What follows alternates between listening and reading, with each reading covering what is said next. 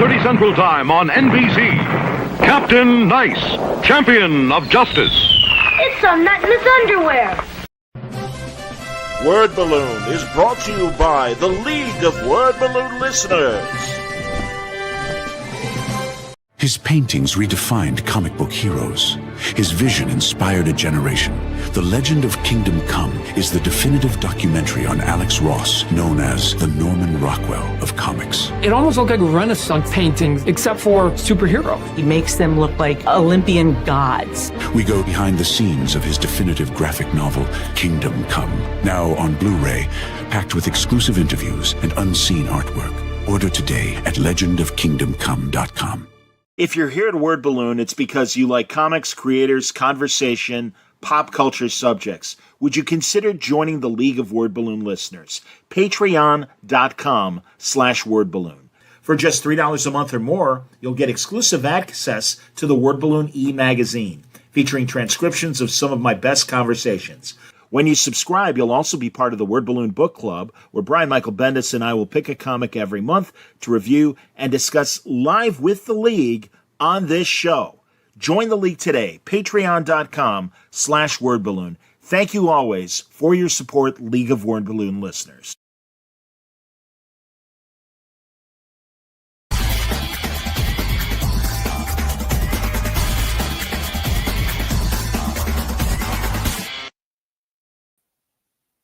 Welcome back, everybody. It's time again for Word Balloon, the comic book conversation show.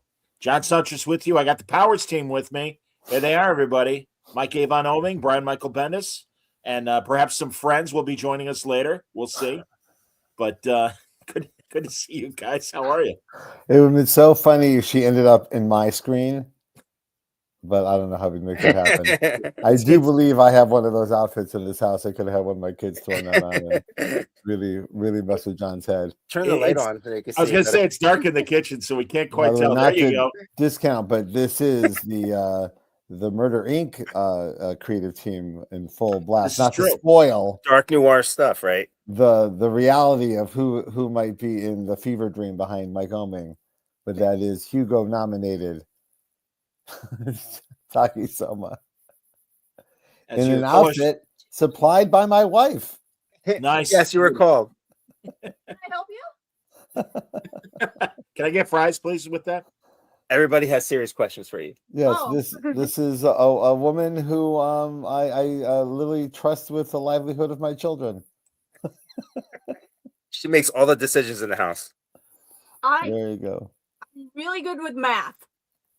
All right, and just for those who are watching us vertically, if you go to the Word Balloon channel, you'll be able to see the widescreen. It's funnier in vertical. I just noticed that. Yeah, vertical is where the comedy's happening. Well, both will be live on the Word Balloon channel. So yeah, they this is a new thing on StreamYard now. They offer like automatic vertical. So this asks the question, why aren't there more comic book creators on reality shows? This would be I mean, this is my normal life. I spent all day playing video games in costume because it's comfortable. It was like she was walking by in costume when we turned the stream on, and this happened. When she put this on, Brian's wife gave her this as a Hanukkah Christmas present. It was like she was baptized this morning. Like she finally found her skin. Yeah. She was finally happy with it being inside of her own body. She was like, this is it. This is my identity now. The joy this is bringing Elisa. I got to text her, see if I can get her in on this. Hold on. Sure. Hold on. I'm gonna send her the link while you guys commiserate. Well, I'll let the viewers know again. If you're getting a vertical view of this, go to the Word Balloon channel. You'll be able to watch it widescreen and see everyone normal and enjoy Tak's short arms that I would imagine are a challenge to grab anything beyond the length of your wrist. It's really hard for her to color. She's like right in front of the computer, like. That's awesome. You'd be great on like Let's Make a Deal or The Price is Right presenting something with those short arms. Oh, this is gonna get weird so quickly. Yeah, I was born to do that. Of course you were. Yeah. Love comics, especially Powers. Taki, talk about your new book of comicsology. Well, it's not new. I do have something like that's gonna be announced soon, but it's not announced yet, so can't talk about it yet. Okay. So it's not a continuation of the Alien Invasion book we last talked about? Correct. Okay. But Remind me, Alienated is on Series sale now, completely different. comicsology. Yeah, in different genre and everything. So Yeah, but the one you can get right now is Alienated. It's a what if question about aliens showing up, but they all end up showing up and they're all dead. So it raises more questions than what it answers. And you get all 6 issues on comicsology right now. Hey, Taki, what did you think of the Spielberg trailer? I'm excited. I can't wait, and we'll see if he copied me. Just kidding. No, you are there's Hugo nominated. rumors, I mean, there's rumors that it is a direct sequel to Close Encounters because he has been so publicly frustrated with Close Encounters as a narrative now that he's older and a father and realizes that the kind of the character arc of the story is false. It's a young man's view of the world, not what he knows to be true. That's why he keeps recalibrating the ending. Or it's a completely original idea based on the same premise. Like, what if I did Close Encounters today? Right? Or what's really happening is he knows all the secrets, and this disclosure is just getting the public ready for the truth to be unleashed. Okay, now I saw that with James Cameron and him talking. Is that where you getting this quote from? Oh no, this is always. This is every UFO movie is some sort of shadow form of disclosure. Where I forget the word of like getting there's a phrase even for like bracing for disclosure. Yeah, like getting you acclimated to a reality that aliens are going to come to us. Yeah. So I recently saw this on Instagram, and I think it was a couple years ago where James Cameron said, "You are a government plant, and that your job is to get everyone ready for the aliens." And he's like, I'm 80 years old. When is that going to happen? when are they going to pull the 50-year-old plug on my Close Encounters ET journey? Yeah. So anyway, I think this movie is him just trying to rewrite Richard Dreyfuss. Yes, write him out of it. He wants to Close Encounters without that asshole. Yeah. And Google away if you don't know what we're talking about. But good Lord, it's very disjointed. And and like you were saying, like it's a young man's point of view. It is. Yeah, absolutely. Yeah. It's also fascinating. Like he's got other movies that haven't worked on some levels, like everyone does. But that's the one he's public about. That's the one where he's like, I'm going to re-edit it again. It's one of his most beloved. I've watched it recently with my kids. Not only did they love it, they couldn't tell how old it was, even with the phones. That's great. Wow. Lisa just texted, and I quote my wife and partner of 30 years, "Holy shit." Outstanding. She created this. Yeah. It's your fault, Elisa. I say that often around the house. I'll never see Taki naked again. This is it. He's never seen me naked anyway. Still waiting. Run. There you go. She's a never new dinosaur. Is this like David Cross in Arrested Development? She takes off her clothes and this is what you get. But she's gonna go put on some lingerie. Right over it. Yeah. Exactly. Yeah. What's the problem? Exactly. That's excellent. No, if for people who don't know, obviously Richard Dreyfuss, 50-year-old spoiler. He goes off on the ship and he kind of abandons his family. And there you go. There's the sort of people were asking, Talk. There you go. Come on. Elisa just texted short arms. You gotta open it up. Can you open it up? Are your arms short enough? Here we go. Get it? You're not getting anything else for Christmas. This is what you're getting, buddy. Oh, yeah. That's as far as you can go. As far as it goes. Oh, good, because you don't want to pop the costume. Saw in the comments that they wanted to see a dinosaur with a sword. So is that a Hattori Hanzo sword? Yeah, it's a Kill Bill sword. Okay. Just so Aldo knows, because he says excited for today's show, great Christmas gift. Looking forward to hearing more about Bendis' return to Marvel. We will get to that, but given that Mike is joining us for the There's first a hour. sword-wielding dinosaur on camera. Nothing is more important.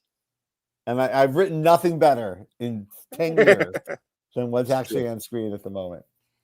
But I figured we would talk about, at least I know 5th issue is coming out soon, but we certainly talk about. Well, 4th issue is out today, just hit stores yesterday. So we got a month till 5. I sent you the first 5. Yeah. That's why you happen to have them. But we were genuinely grateful for the reviews that we got this week. It was really nice. I mean, like, Yeah.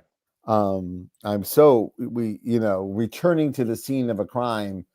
There's a lot of pitfalls. We talked about it when we were first announcing this book like 6 months ago. Could go either way. And instead, we got ourselves a dinosaur with a sword, which will be our next book. This, by the way, you're looking at the next hot IP from Dark Horse. Dinosaur Taki. Precariously close to Oming's head.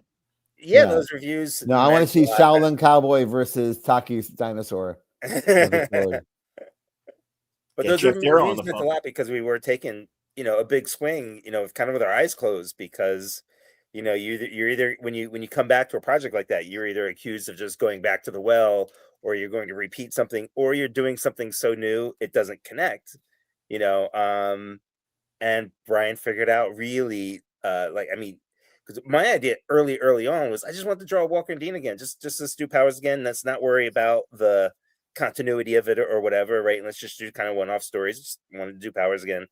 And Brian had already been thinking about like the future, and without losing that, how do you hold on to that legacy and keep it active?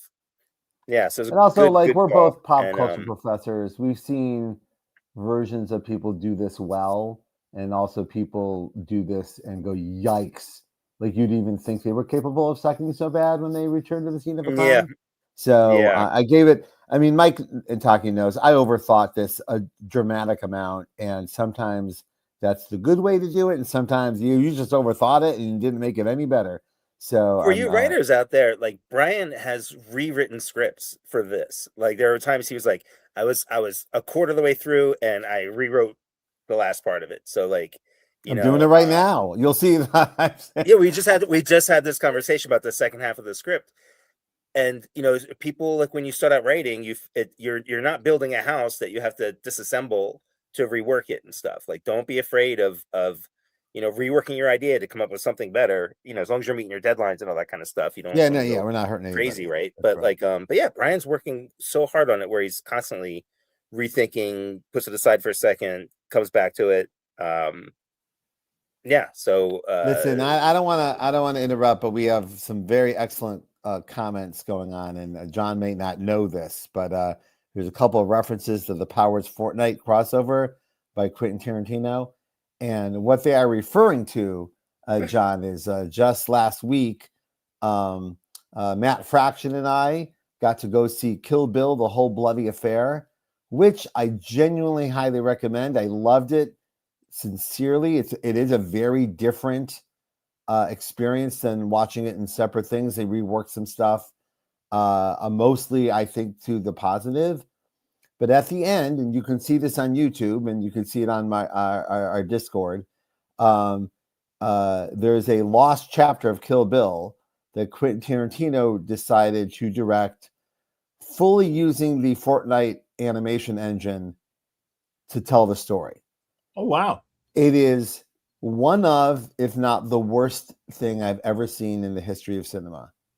Particularly egregious because he's talking such shit about so many people and how Scorsese hasn't made a good movie in 20 years and Spielberg, blah, blah, blah, blah, blah. And then he goes and does this Polar Express looking Fortnite sellout horseshit. It is the worst thing I've seen a director who postures themselves as a non-sellout ever do. Wow. I am stunned how much it angered me. I am both delighted and amazed I still contain this much nerd rage for something. I've certainly aged out of a lot of nerd rage, and my station in the comics culture has kind of leveled me out to not be as worked up about certain things as other people's would be, because I've walked their shoes. Who am I? But god damn. Well, this talking was a shit choice from about the Paul beginning. Dano, and you It's got not, this fucking piece of shit Fortnite Yeah. banana motherfucker. Oh, it's and so that was mad. a choice from the beginning because it was a pre-built engine for the Fortnite stuff. So it's not like sometimes you sign on to animation and then you have a special effect on your show and you don't know until you get it what it's going to be. He knew ahead of time what this Oh looked like. yeah, And Blue Eyed Samurai just came out like a there year are ago, year and a half. examples of excellent. Amazing action, amazing movement, amazing visuals, and then this looks like a 7-Eleven commercial. Well, and even what he did, was it volume 2 where he had the anime sequence explaining Lucy Liu's character and everything? Yeah. And Why not by just the do way, that? when me and Fraction saw it, the guy behind us at the Hollywood Theater here in Portland projectile vomited all over the floor right behind us. No way. Oh, bleh. Like, and I didn't hear the blah, but I heard the spill, and it sounded like someone dropped like matzo ball soup all on the floor. And that's too descriptive. no, it was that bad. And then the lights, there was an intermission in between what would be 1 and 2. And the lights came on, and everyone came running down because they knew the guy had heaved it during the anime, which was much longer than the version you've seen before. It's about 10 more minutes of pretty gruesome stuff, but still surprising. There was argument whether there was inebriation involved, but the guy barfed. Well, luckily he wasn't wearing an outfit like this because barfed it. But it's Portland. He could have been. I can't say that for sure. But the guy barfed and ran out, and then when the lights came on, I saw how fucking close he was to just my jacket. My head. It was right there. Ew. So I will say, as annoyed as I am with Tarantino and this Fortnite horseshit, I'm delighted that his gross movie actually made someone barf in the theater. Like, I've never experienced that before, even in the 80s and 70s when people would do that. I never had that happen. Well, to connect it to another Tarantino film moment, the great Lawrence Tierney, the great noir character actor, apparently was at the Egyptian for a screening of likely Reservoir Dogs, and was so drunk that he stood up and peed in his popcorn box in front of everybody. Have you guys heard that story? Yep. Yeah. Yeah. Sorry, Tak. Merry Christmas, everybody. Exactly. I am like many, I'm a frustrated fan of Quentin Tarantino. The movies are exceptional. I'm telling you, up until the moment of Fortnite, I literally said that's one of the best movie experiences I've ever had. I've never had whiplash happen in the movie theater like that, like where you're like having a great time. But also, like, if you listen to his podcast, he's really interesting for 40 minutes and then really annoying for 20. Like, really, like. Does he have a new show? He's got that video archive podcast that he does, and that projection booth. Yeah, it's him and Roger Avery. It's actually, when he's calm, it's a very interesting podcast. He's just not always calm. I don't know how else to say it. It's a very uneven performance from him. Roger Avery's daughter hosts it, and she clearly can handle Uncle Quentin from decades of just handling him. So that works well. But you've got to be in the mood, because if he gets on a roll, it's just him yelling. It's that Fiona Apple video on Instagram. I was going to say, we all turned to Fiona Apple listening to it. It's exactly that. And I'm like, I know he went on Paul Scheer's podcast, and you could hear like the Paul Scheer being like, "Oh, I wish you'd calm down. Like, what you're saying is interesting. It's just you're yelling into the microphone." So wow. And also, like, as we get older, you see when someone running around screaming, "I'm the greatest filmmaker of all time." I'm like, no, someone else should say that. And if they're not saying it, then shut up. Yeah. And don't start shitting on Scorsese, because all it makes me go is, well, Scorsese hasn't done anything but original material in decades. Like, nothing but one original swing after the other. Big, giant money-making swings in his late life career. Yeah. Unlike many, even if they miss, people. He's not doing anything lazy. He's like not like Nothing. doing something simple, doing a short shot. Like he's swinging. And that's Brian and I just had this conversation the other day about a couple of movies that like a lot of, that are divisive. People either love or hate. But with the thing that we both agreed on was that take a swing. We'd rather see somebody take a big swing and miss instead of making just another generic. Yes. Checking boxes, really easy. Sick of it. But also, Tarantino has been like meticulously creating this narrative from earlier on in his career. Like he like has always said, I'm only gonna make 10 films and I'm gonna do this and all that stuff. For why? And because he Yeah. thinks that that's like a narrative that he wanted for himself. Yes. It's turned it into a Magical self-sabotage narrative. 100%. Yeah, it's magical thinking. Yeah. Alcasaurus is right. And even a few of his films that I don't really like, he's doing something. He's trying something. Yeah. And Yeah, if of I don't course. like it and it doesn't land, I'd rather, Sure. like he didn't just redo Reservoir Dogs, right? Like he was Yeah, he was taking absolutely. his swing and doing it. Yeah. So he can walk the walk. He doesn't need to talk trash. It doesn't make any sense. Well, Some anyway, go look, if you guys don't believe me, go look at the Yeah. the Fortnite thing. It's on YouTube. On 70 millimeter, it looked 10 times worse. It just literally looked like Polar Express. I was gonna say, yeah. And that's there when would be everybody no- else projectile vomited. You know, it's so funny, Fraction. Like 1 second into it, Fraction goes, "Let's go!" Like immediately, like, and I go, "No, let's watch it. Like, It's only 10 minutes long. We're here." Yeah, I didn't Let's want to. watch.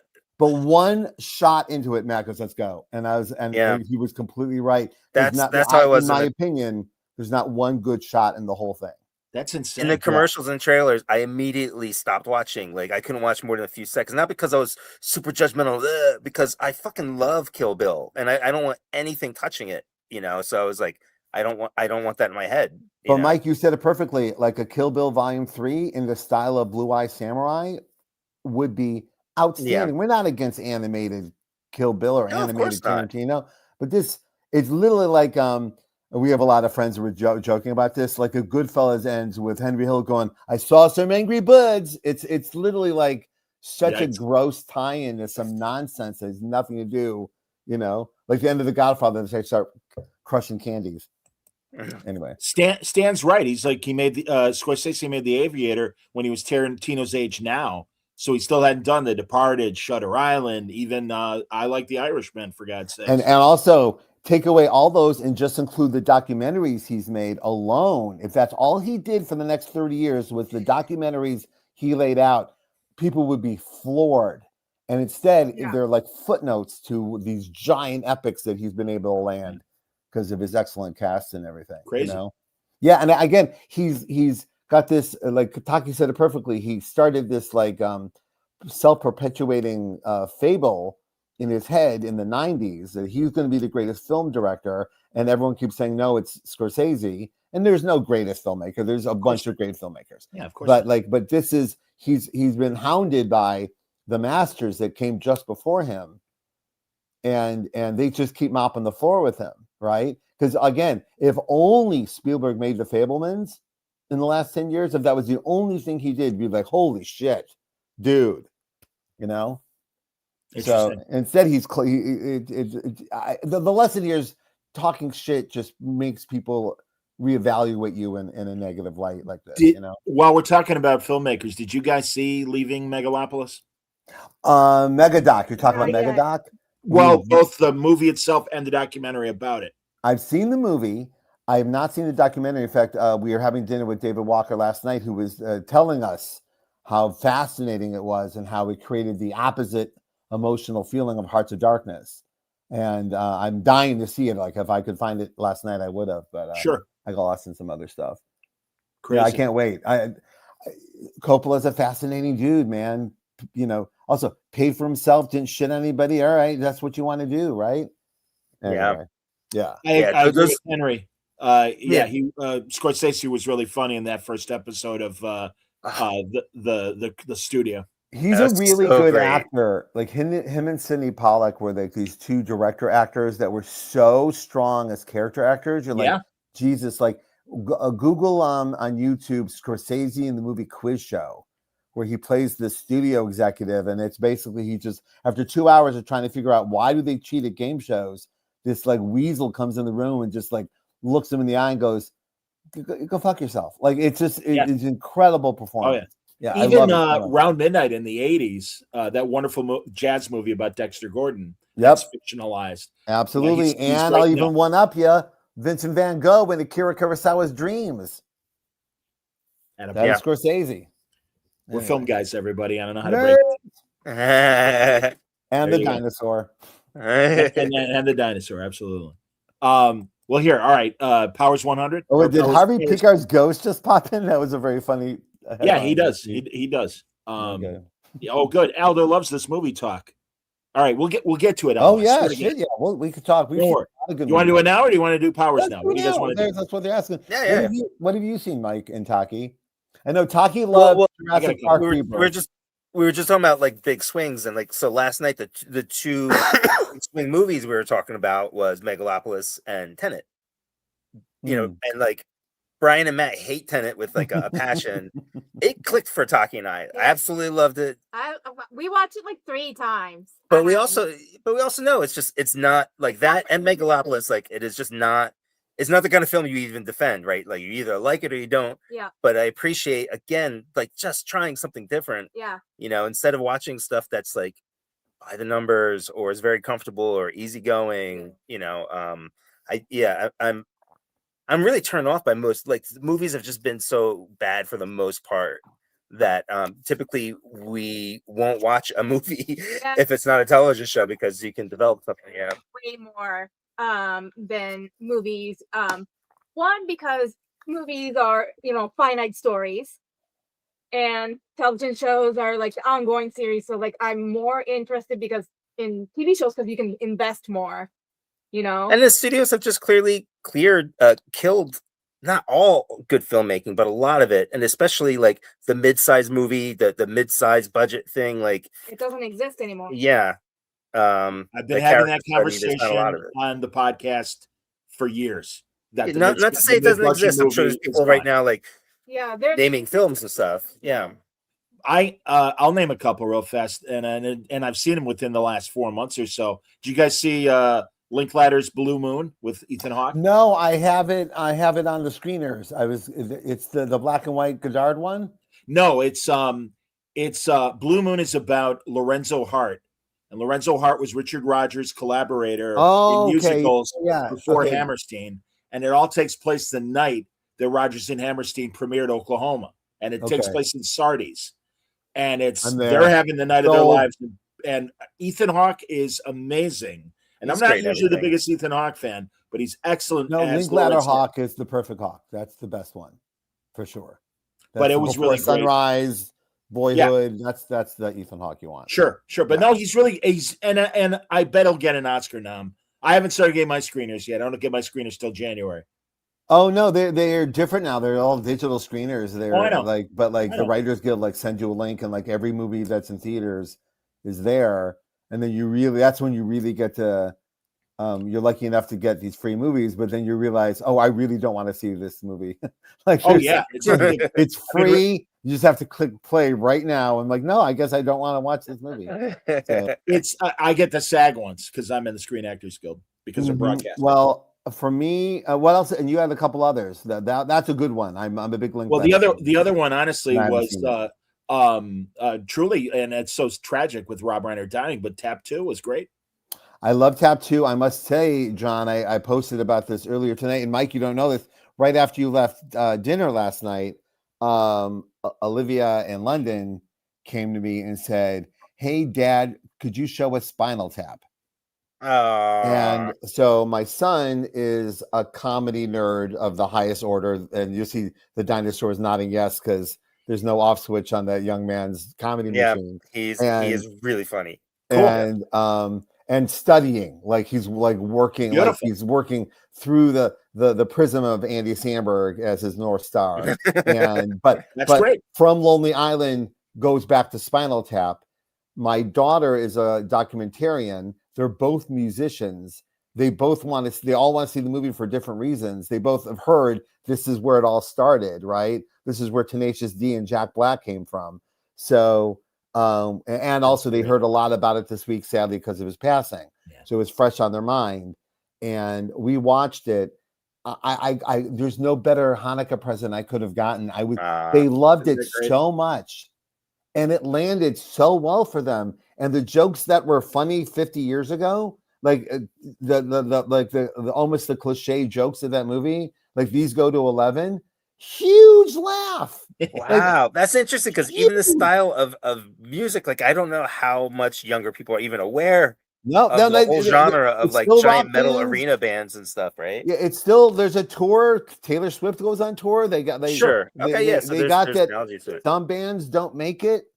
They got it immediately. Oh, this band Yeah. is these are hacks. Like as soon as they show the clip of them being like shitty Beatles ripoffs, like they got the joke immediately of what the whole movie was, right? Hey, Henry Barras. Ah, I love Henry. Henry, I Yeah. was in 2 comic book stores and saw your book. One in Italy and one here in Portland just this week. I was doing a piece at Books with Pictures for Travel Oregon, and I pretended to read one of your books, Henry.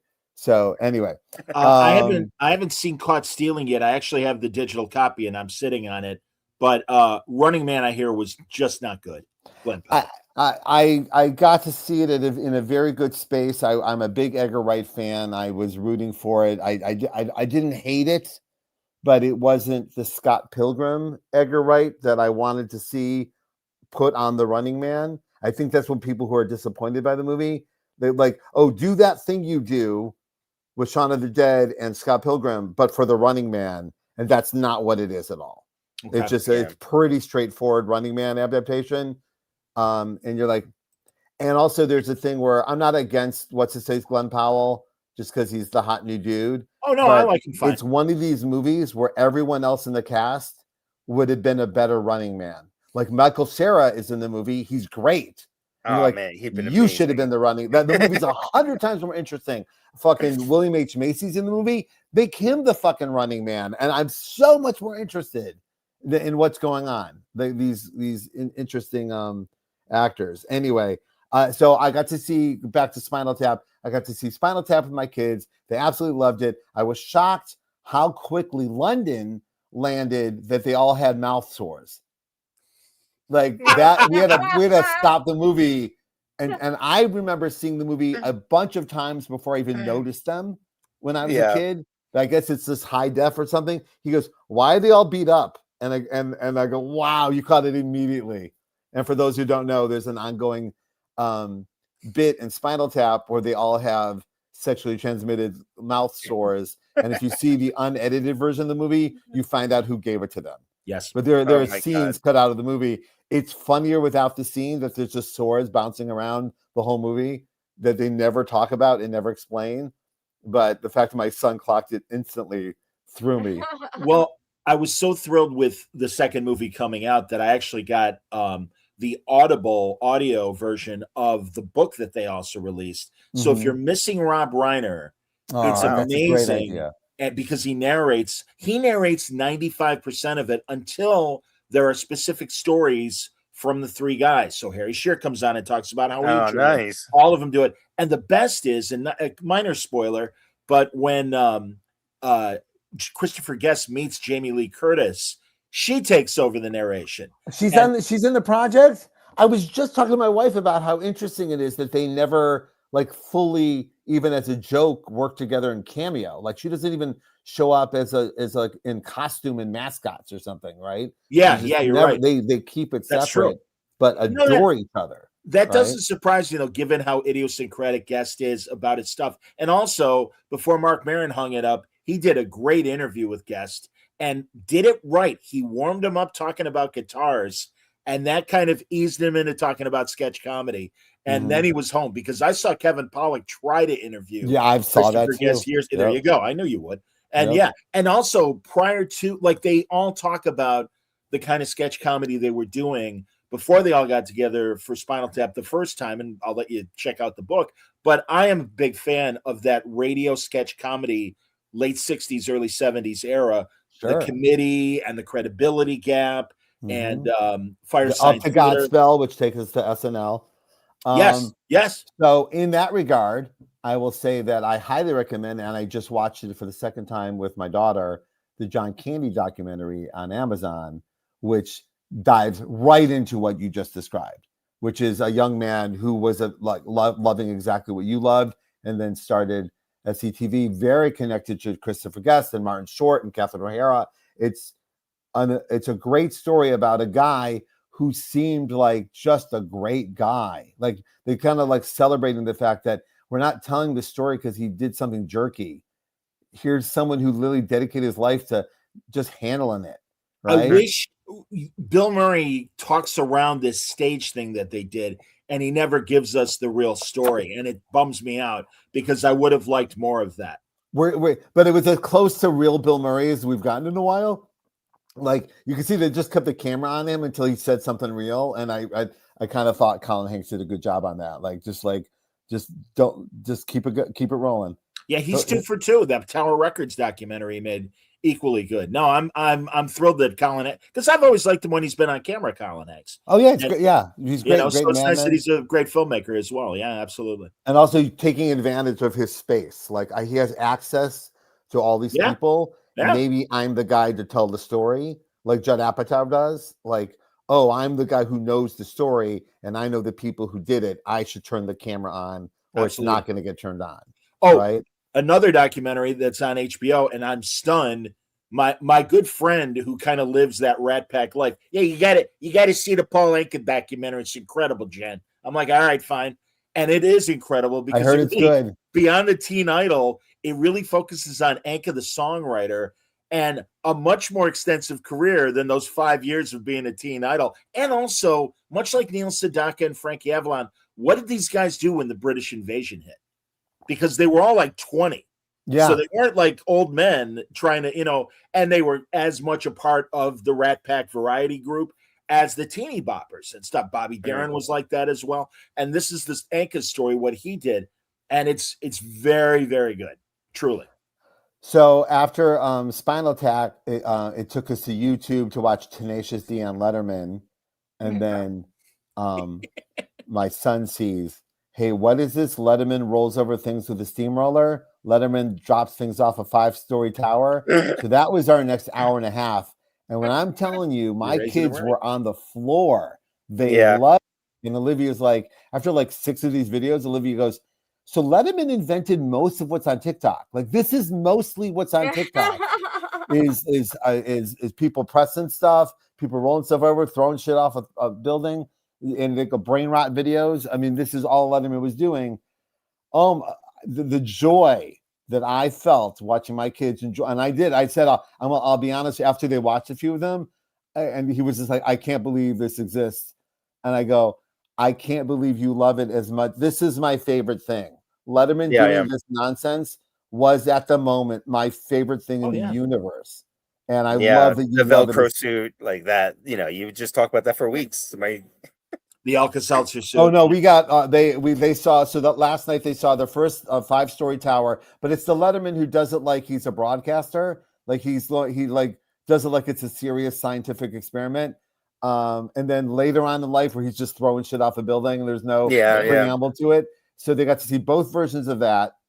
And then they got to see the steamroller, the press, because I remember the press being particularly excellent and satisfying.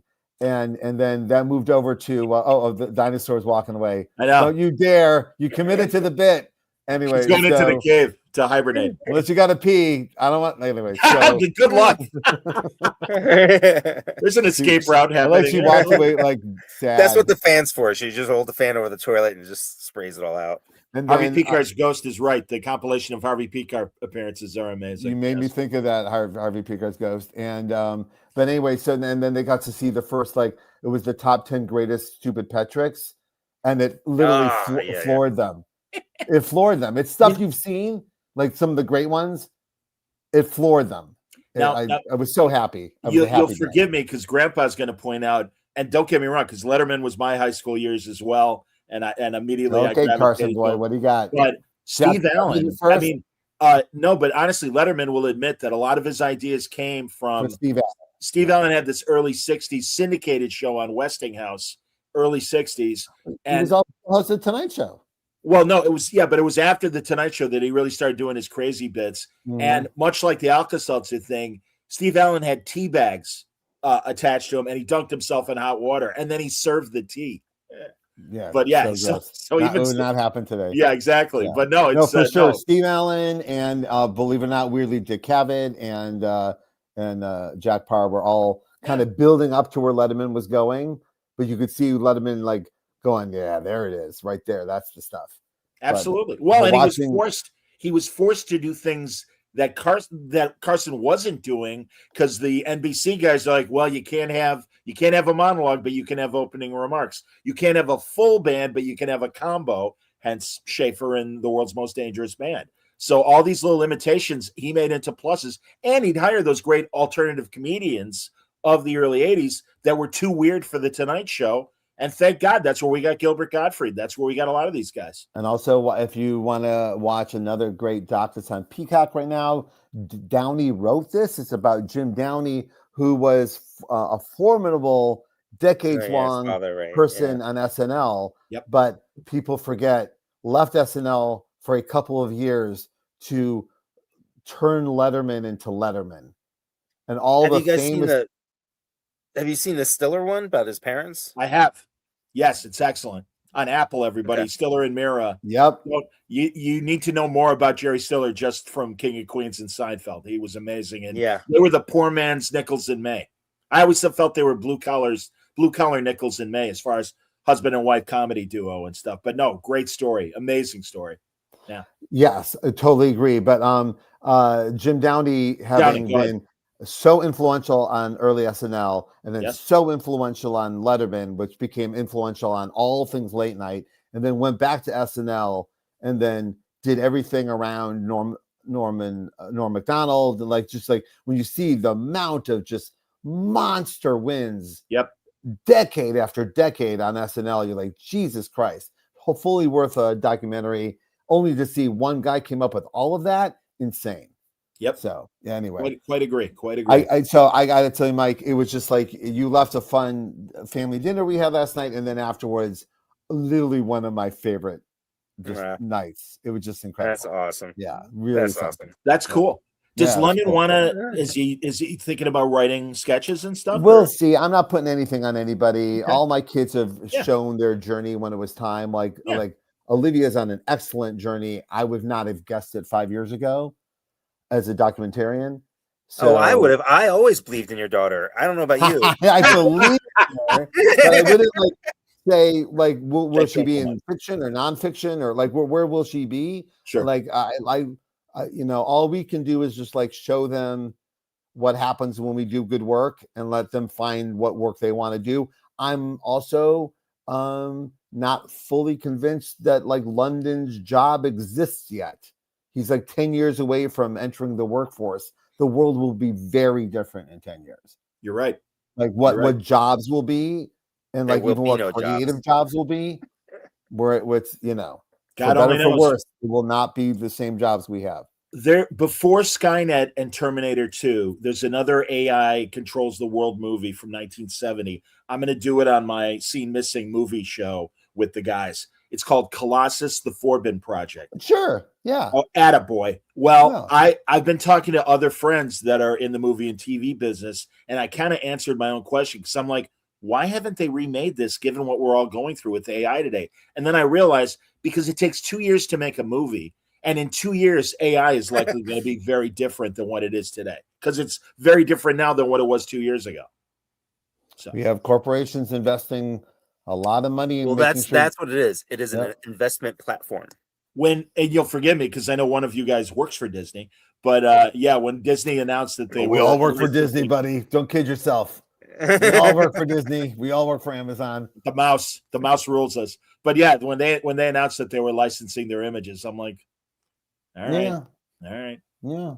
I keep saying it. It's like the movie Deep Impact, where we're Téa Leoni and Morgan Freeman waiting, or with her father waiting on the shore, and the tidal wave's coming, whether we like it or not. I've been in a lot of meetings where AI is inevitable, is said out loud by somebody, and I'm like, it's still a stealing machine. When it's not a stealing machine, we can talk. Have we seen any real piece of art come out? And I don't mean like a single piece of art. Have you seen any film, any short movie? I ask all the time. Anything that's been significant? And I look really hard. An emotional, invested piece of artwork that isn't oh, look, it sort of looks like a Michael Bay movie, is not what I'm talking about. We've been doing that for 8 years. Here's 4 seconds of a guy on a motorcycle, running up a pyramid. Okay, great. who's made artwork out of it, I'm completely open-hearted to see it. And when artwork, I mean like not based on other people's artwork. So But you can't avoid Roddenberry. that because that's just what it is. It's there's no way around that part of it. But even then, it's weird. It's weird that you can see people make a stop motion show movie out of puppets and make it be an emotional thing, but they can't seem to do that with AI. Not yet. Not yet. Yeah.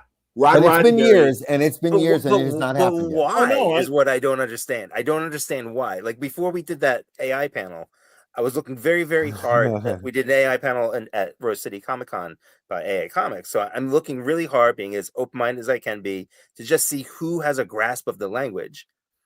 And like we've seen people make comics out of cut out, montage stuff. What is that?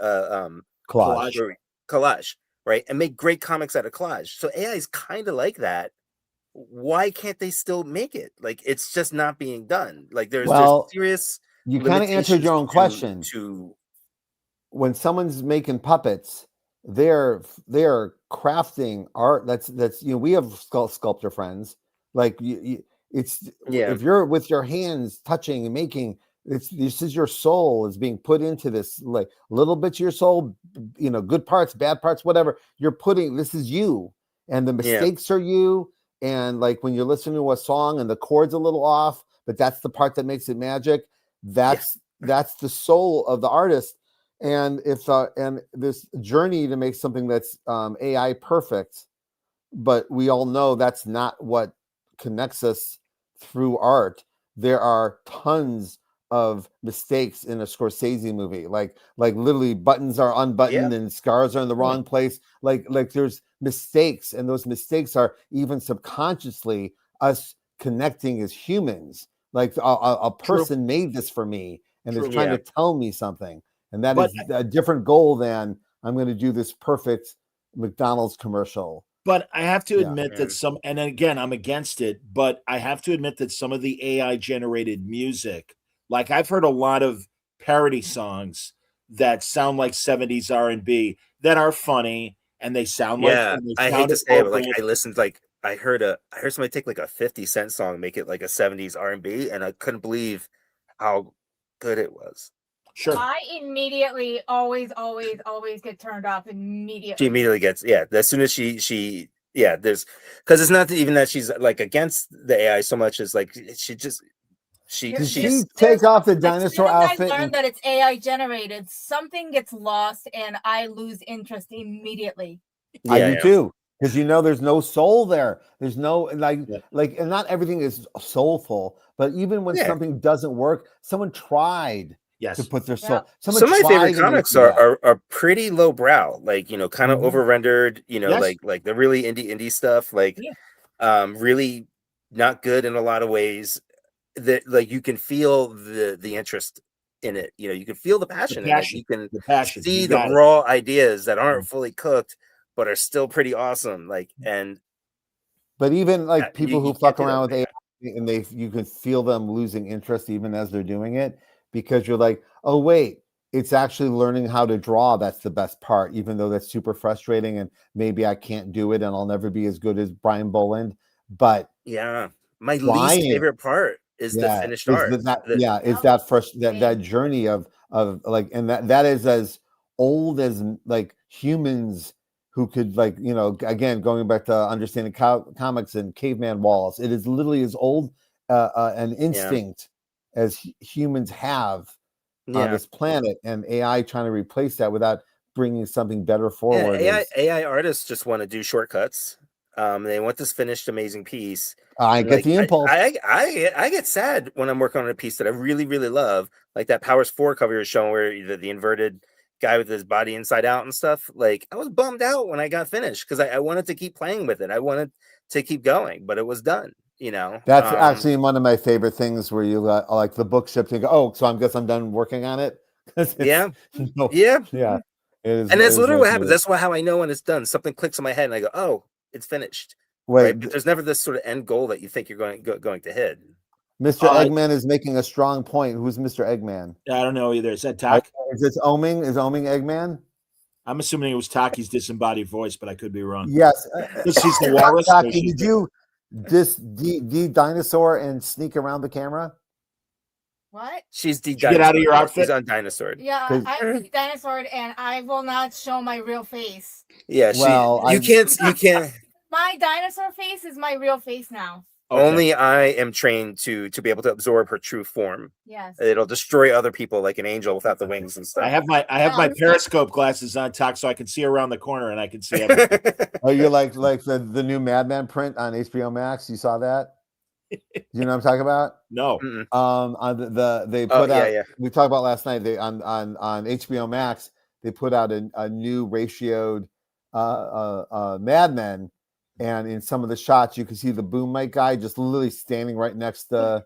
What are they doing? That and when they stretch it's out, such a mistake. It's and incredible. When they stretch out what was in that classic square television format, I've noticed that they will try to show it wide, and they're cutting off the edges and stuff, and almost like the pan and scan days and stuff. And it's like, just leave the square alone. It's okay. I was watching the Beatles anthology presented again on Disney, and it is in the square. But I'm bummed that they cut an hour from it. It's like, what the fuck, man? They did. They cut an hour from it. That's what I'm hearing. Oh, that's weird. I'm like, if anything, aren't we going to get more footage to explain making the last song now and then? Can you really believe there's still more footage? It's really amazing. Like decade after decade, project after project. After the Beatles anthology DVD box set, there was still footage. Well, that's Brian. That's what we got with Let It Be, the Peter Jackson thing. Incredible. I know. Yes. I'm saying I'm stunned. I am too. To be this age, and there's still new Beatles stuff. You know, you guys might remember, but in the 80s, there was a great documentary called The Complete Beatles, and it's narrated by Malcolm McDowell. Yeah, I think they I have a own copy it. of it. Yeah. Okay, hang on to it because they're not re-releasing it. And I think because it's a little more warts and all than the sanitized anthology and everything since. And they're all on YouTube, and I love the making of Star Wars and Raiders of the Lost Ark documentaries, because if you watch them, and please do watch them, they are filmed in a style they will not do anymore. There is literally 10 minutes of the Raiders of the Lost Ark documentary where Spielberg is full on spinning out with imposter syndrome, and he can't get it back. He is literally sitting there going, what am I doing? I'm wasting everyone's money. I don't have it. Wow. And he's not joking. It's incredible to see. God bless his humanity. He's literally standing on the set of his masterpiece going, shit, I don't have it. Wow. They would never show that today. Never. Right. They would never, in promotion of a movie in theaters right now, they would never show that today. We were talking about that with Olivia last night. There's no shot of Paul Thomas Anderson on the set of One Battle going, nope, I don't got it. Freaking out. Yeah. We were talking about with Olivia last night. We were talking about, like, who are these documentary autobiographies for? You know, because they're just these like weird fluff pieces. I was like, who's the Springsteen thing for? Because if you're old like us, you know this is not the story. And if you're a younger person, do you care who Bruce Springsteen? Yeah, we're talking about the curated, like the Eddie Murphy doc on Netflix, which is very fun to watch. Yes. And when you get to the end of it, you're like, well, that's not what happened. Yeah, like, the Queen movie. We were there, completely making stuff up. Oh yeah, the Queen movie, absolutely. Well, that's you know, again, that guy who was like, you got to see the Paul Anka thing. He really loved Raging Bull, and then we had the real Jake LaMotta on our TV show, and he's asking him questions about things that happened in the movie, and I'm like, dude, it's not a documentary. That's Scorsese artistic license, man. I know from Cinderella Man, I was the truth sayer in the room because I was the boxing expert at Sporting News Radio. And I'm like, okay, Max Baer actually regretted killing the two guys in the ring. He was not happy about it. Yeah. And they asked Ron Howard, and he's like, made him the villain of that piece. Right. And that's what he said. He goes, well, you know, it's a story and we needed a villain, therefore. You know, and it's like, all right. It is an over-the-top villainous Max Baer performance. He's like, oh, yeah, he's great. Murdering psychopath. Yeah, with permission to do it in the ring. I'm forgetting that guy's name, but he's a great actor. I like him in. He is. I like him too. He was like the 13th floor. Craig Bierko. Craig Bierko. There you go. You got it. Craig Bierko. Right. It was in there somewhere. Yeah, attaboy. It's amazing what's in there. Murdered in the ring. Like, I'm not a big boxing fan, but John, I assume you saw the Jake Paul thing. I did, sadly. Getting his jaw broken by that dude was. Mike, he's Crazy. smart. Yeah, but he's smart, Mike. He's willing to do that because he knew that, fine, he has his fans that believe his bullshit, but he knows that all of us, and especially us boxing fans, have been waiting for him to get his ass kicked, and he was willing to do it. And I mean, honestly, I've thank never God seen Anthony, anything like that. thank God Anthony Joshua didn't like put him in a coma or even worse, because that guy can hit. That guy's That was like a movie though, because like just before he's about to do it, he literally smiles, and then it's just nuts. It's nuts. Well, and also, Jake Paul got one or two good shots in, and that's all he needs for his promos moving forward. And here is this little twerpy guy who's 50 pounds lighter clocking a heavyweight champion with an overhand right, and it looks as good as any fucking fight highlight you ever want to see. So yeah, forgive it's the all boxing, curated, it's all Brian, fake. but Yeah. I know Brad's like. So it was nice to see somebody just go off script. No, it's a funny, like my whole relationship to is I go online like the next day or that night. I see him get punched in the face in slow motion. I'm like, good, and I move on with my day. Well, that's what I'm saying. Exactly, all the Schadenfreude. Yeah, that's all. I only saw like a highlight of it, and I was just, But I will say, I don't like to see other people in pain, but I was like, well, he asked for it, He did ask for it. That Andrew Tate one was pretty sweet. Sorry, that was beautiful.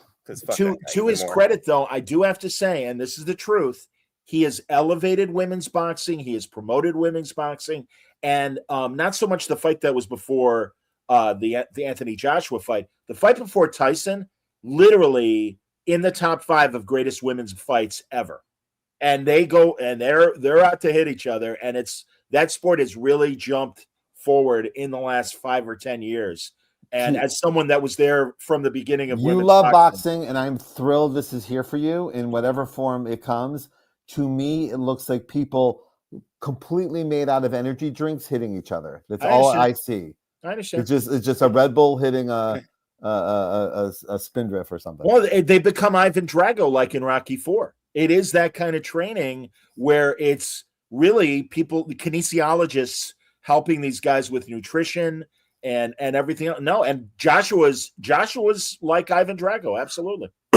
Oh, we should say before we move on. Yes, this episode is like a bonus episode, both of you and of us. We were supposed to do the book club this week, and we are going to do the book club next week.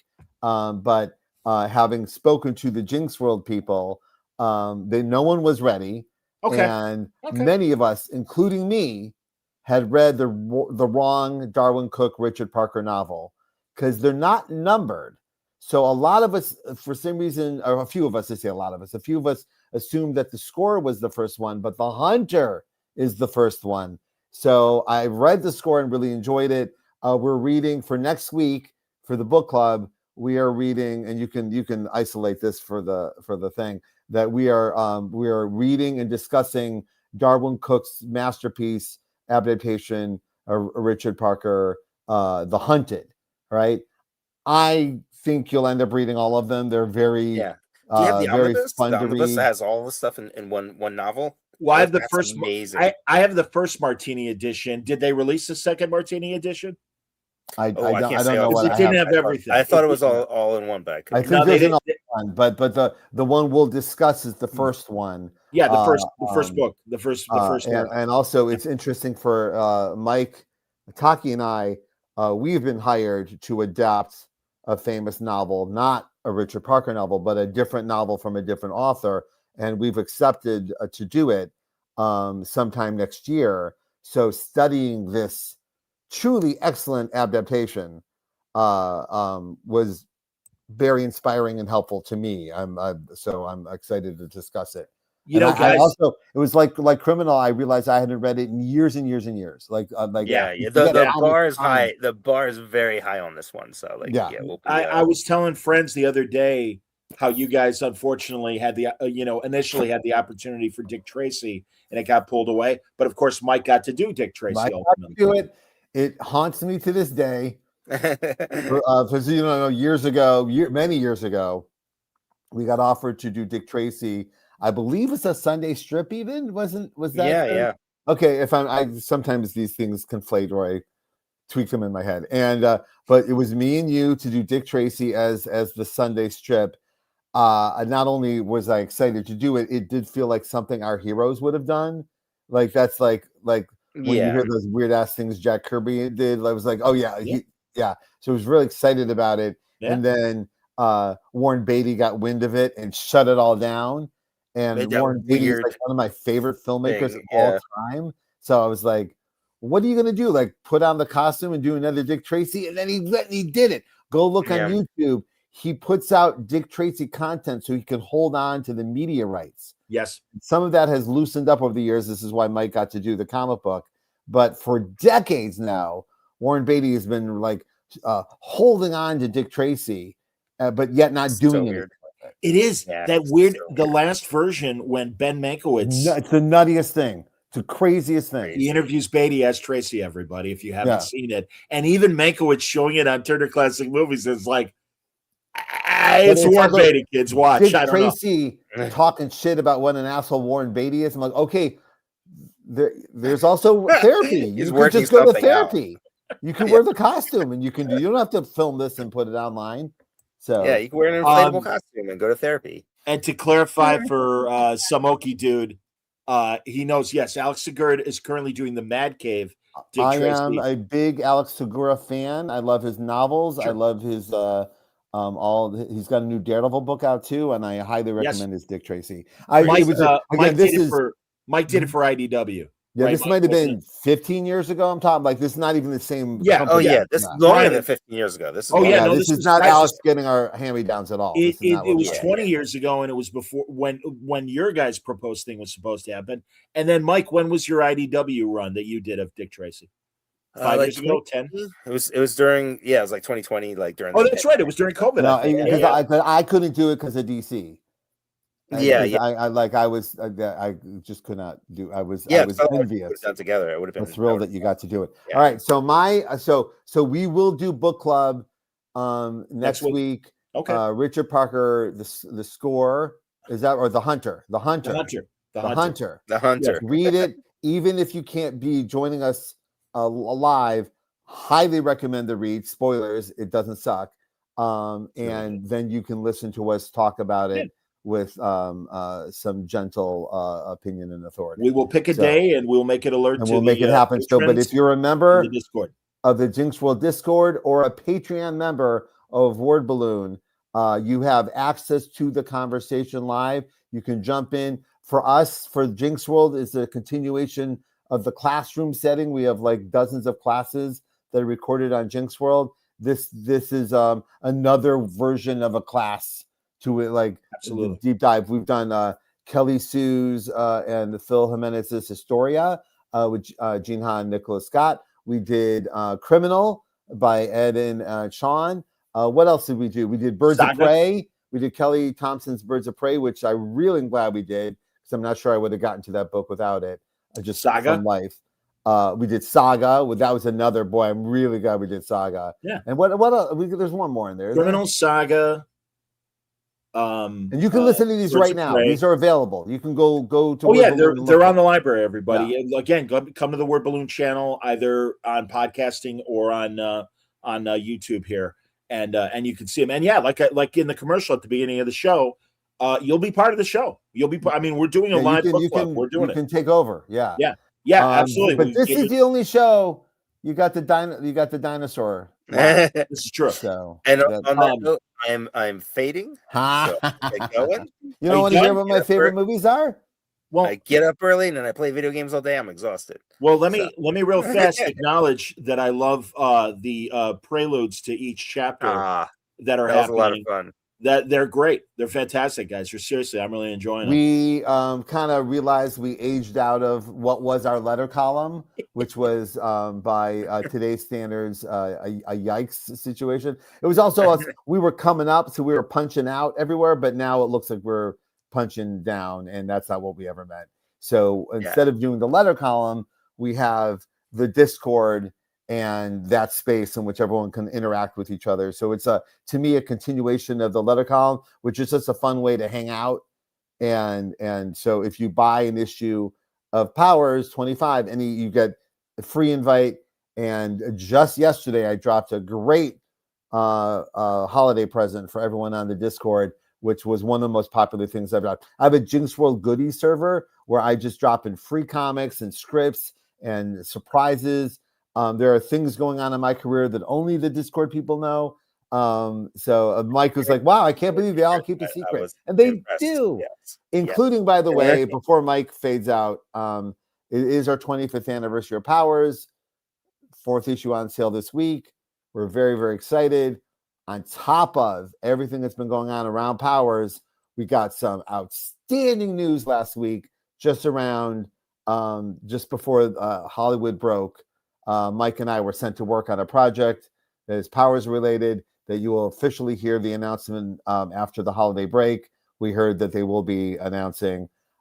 You'll have to guess what it is, but it is very exciting. And so if you're a Powers supporter, there's very cool things happening both here. And yes, Henry, in Oming's awesome newsletter. And another thing you could do is follow Oming on the TikTok and the YouTube and just watch this dude draw.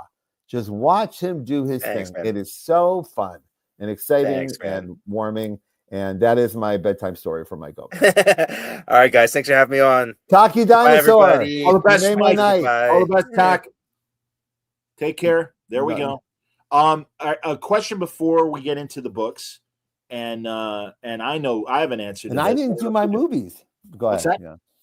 I didn't pick my movies of the year. And I want to hear your movies. B Things wants to know, I've been seeing stuff for novel and comic publisher Hard Case Crime. And if you're familiar with them, I am. Are their books any good? Yes, they republish a lot of great stuff. In fact, Max Collins even revived one of his detective characters because they republished one of his old books, and the response was so good that he even wrote a new book and everything because he's Max Collins and he's constantly writing. I'm Googling it right now. This is a publisher called Hard Case Crime? Hard Case Crime, yeah. And they're good. And they also, they put out comics as well. They're R-rated comics. There's sex in there. There's nudity in there. But I like their novels a little bit better than their comics. A lot of Stephen King involved around this, huh? Yep. They're really great. I have to check it out. I'm sorry, this was not a lane I was familiar with. So yeah, I will check and actually, Rucka and I have talked about this as well. Okay, B Things. We're fans of that stuff. At least me and Greg are, and we'll get Brian up to speed. Right. And then I don't know how you say this. Damascene. I don't know. Sounds good. If someone wants to read the whole Powers, what's the best option nowadays? Dark Horse has a collection of some? Yes, everything is up in print at Dark Horse. So you can do a couple things. Number one, you could start at Powers Volume 1, Who Killed Retro Girl? That is the beginning of the series that introduces everything from that is literally like first series. And it's there. You can read it and enjoy it. If that feels daunting, that is cool. The new series, Powers 25, that just started, is as fresh a read. It was literally built to say, if you've never, ever, ever read anything, check it out. And the reviews have let us know we did that well. So I feel confident now in saying you absolutely can pick up Powers 25 issue number 1 and understand everything that's happening, and you will not feel punished or penalized. There's also a graphic novel called The Best Ever, which was our 20th anniversary publication, which is a graphic novel that is very big and self-contained and epic. And that is you can read it. It was literally built to be read by itself. Also, if you read everything else, there's a layer there for you. And as it should be, but never enough. I'll tell you, I had this weird experience where I accidentally saw the series finale of The Leftovers, which is like a 2-hour movie on HBO, having never seen even a second of The Leftovers prior. And I turned on HBO, and it was 1 minute in, and the image caught me, and I stuck with it for a minute and ended up watching the whole thing. And it was the most unique experience I'd ever had, where I was completely fulfilled. I loved it, not lost at all. But yet was very aware it was wrapping things up that I had not seen. And I loved it. It was just one of these accidental storytelling moments. We've all had them where you come in and oh, why is this grabbing me?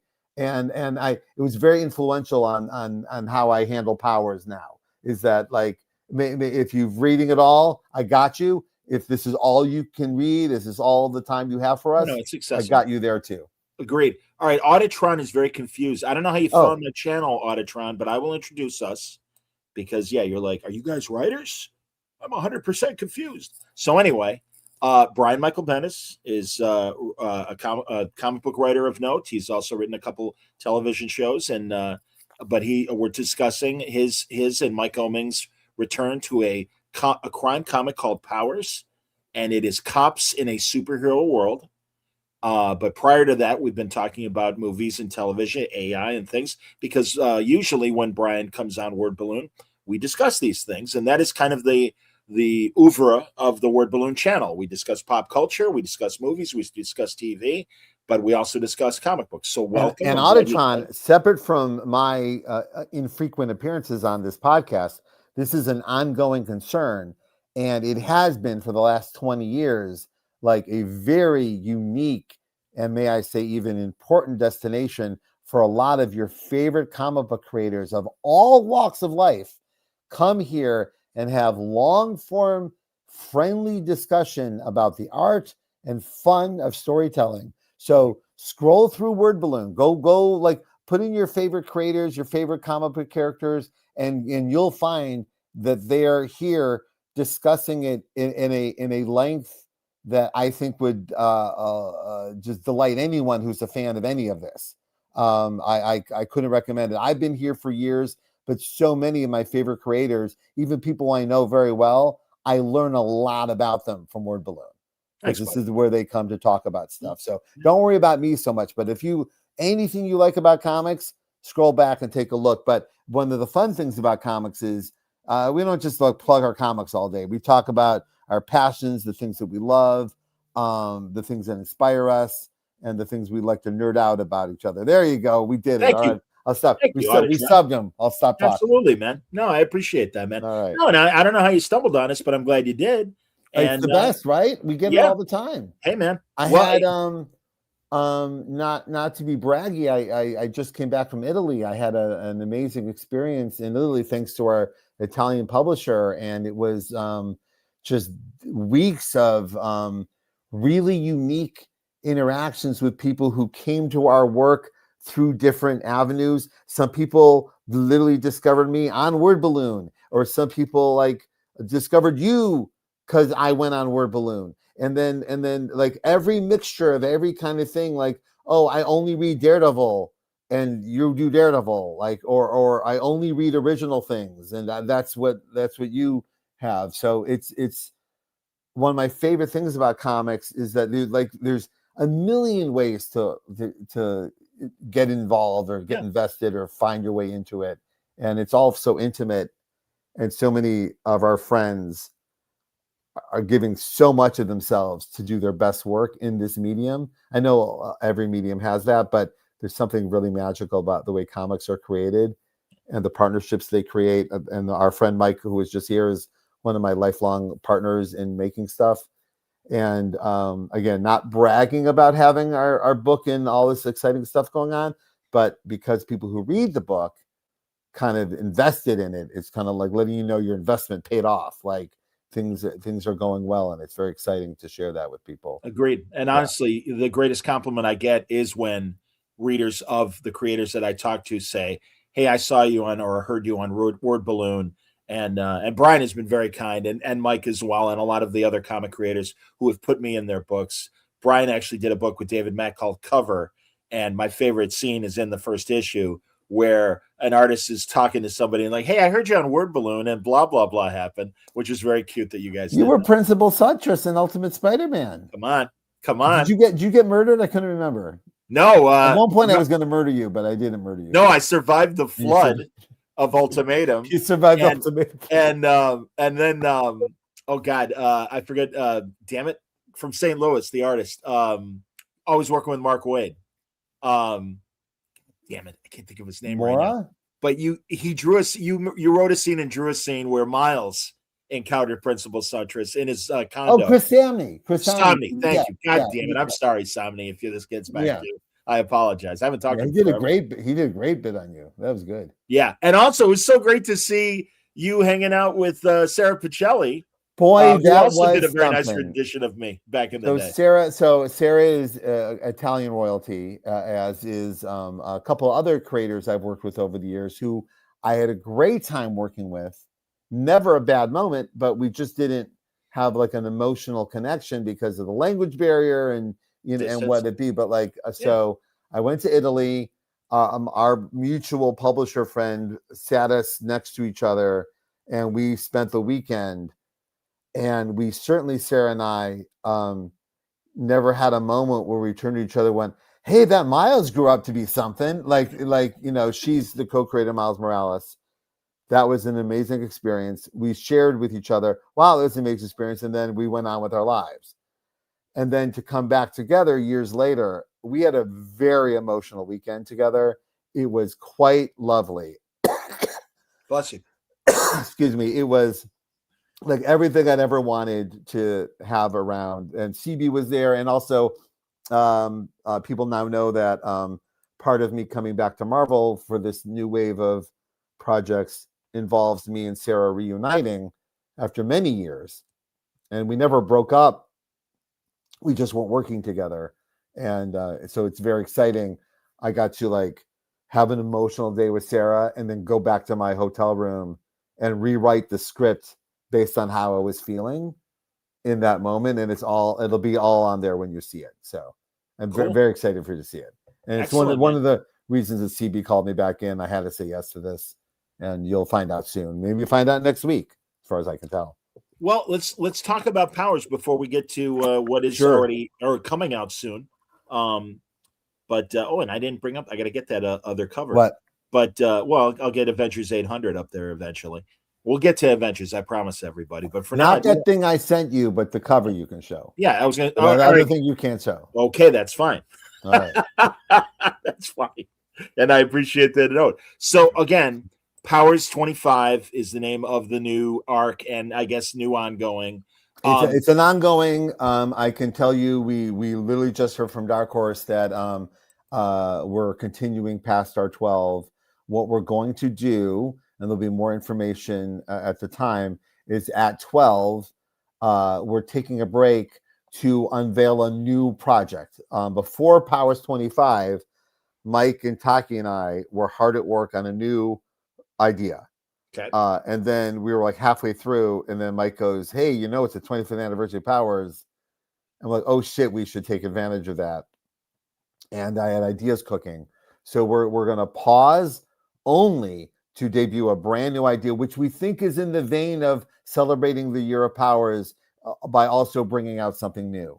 Okay. And then right after that goes into the brand new storyline of Powers, which will be the fallout of what happens in these first 12 issues. So it is absolutely continuing. And again, there's some news in other medium that is coming soon, and that'll I think draw some people's attention to the piece as well. So yeah, we are beyond excited that we get to keep doing Powers and that people are being nice about it. And it's just feels like such a gift on so many levels. I think you can feel it even us on Zoom. Just I love these guys so much, and we get to make comics all day. Attaboy. Yeah. Well, so now we were following. I mean, we certainly Dina Pilgrim and Inky are back. Inky is now the captain. Yeah, there's Dina. And so the cool thing we got to do is we aged our characters with the series, which has happened before, but very rarely. And even in TV, when the characters age 25 years, they do everything they can not to do that. But Dina was one age when the thing started, and it's been 25 years since Powers #1. And not only have they aged into it, but they've learned a lot, and how they perceive the world and themselves has changed and altered. And again, if you're just picking up this issue flat straight, you're good. Don't worry about it. But there's also this giant journey of life that we're able to take our whatchamacallit. Absolutely. Thank you, Jason. Oh, we were talking shit. There was a dinosaur here the first hour. You missed it. Oh, rewind. Rewinding. There was an actual dinosaur on camera. Carrie, you are correct. I believe Gasoline Alley was the first comic strip to age their characters. There's a little more. couple others too. I was hard pressed to find them, but it's unique enough where you can really celebrate, and also just being able to be published years later is just alone is amazing. 100%. But like when I was writing Spider-Man, it would be like every 10 years would be 1 year. Like there had to be some like little illusion of change, or you just stay Bart Simpson, you just stay 7, like in never or age, even though the actors are clearly a little in the voice. But by the way, I want to see Ellie McKay, the new James Brooks movie, and see Captain. Oh, is it not good, Brian?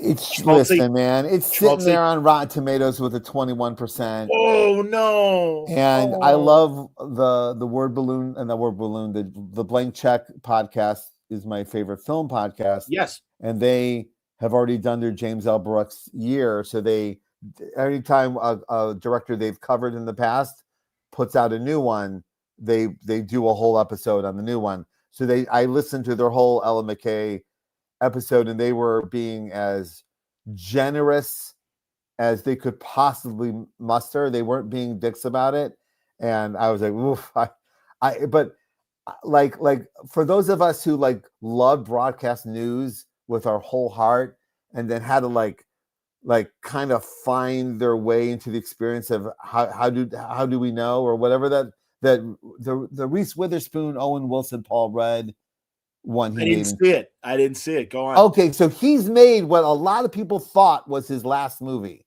in 2000 or 2010. He's Paul up there. Rudd, all very attractive, and Nicholson's in it, and it doesn't work at all. And it's just got that broadcast news energy, but it just doesn't work. And it does kind of like illustrate the Quentin Tarantino madness of older directors not always having their shit together towards the end. I mean, This is an example he could lean on versus Scorsese. And so a lot of people thought, well, we've seen his last movie, but because he owns the rights to The Simpsons and Fox wanted a new Simpsons movie, he got them to greenlight one last shot at a broadcast newsy type of movie. I know I will watch it eventually. I'm already heartbroken. He made in 78 a movie with Burt Reynolds and Jill Clayburgh and Candice Bergen called Starting Over. Yeah. And it's so great because it is so left field of anything Burt Reynolds did, because it was always tough guy action or the comedies, Smokey and all that stuff. Yeah. Mm-hmm. But this was just this very quiet movie. He doesn't even wear his toupee. He lets himself be bald in it. And he's just divorced Candice Bergen and starting a relationship, starting over with Jill Clayburgh. And it's great. It's complete science fiction, because who would divorce Candice Bergen in the 1970s? That would never happen. And listen, Jill Clayburgh was lovely, but no, Candy Bergen, goddamn. But Candice Bergen is so fantastic because she's a songwriter and writes these songs that can become big hits, but she sings them off key because it's very funny. It's an excellent performance. And Charles Durning and also is in James L. Brooks did Taxi and Mary Tyler Moore. I mean, like I've nothing but love for James L. Brooks. Yeah. But what he does is such a cultural high wire act. Like when it doesn't work, it's Spanglish, right? And when it does work, it's broadcast news. It's like it's it's a bummer. Well, listen, what are you going to do? Exactly. So your new cops, if I may, back to this. Here they are, everybody. So that's Mobius Moon. That the tall gentleman is the first detective on the Powers Division who has powers, that is actively allowed to use his powers. And the other one is Iris Cutter, and she's the daughter of Detective Cutter from years ago. In the book, her father died on the job, on camera. It's one of those like deaths you can watch on TikTok. And like, this is a woman dealing with that. Like, she's literally walking in her father's shoes, and it didn't end well.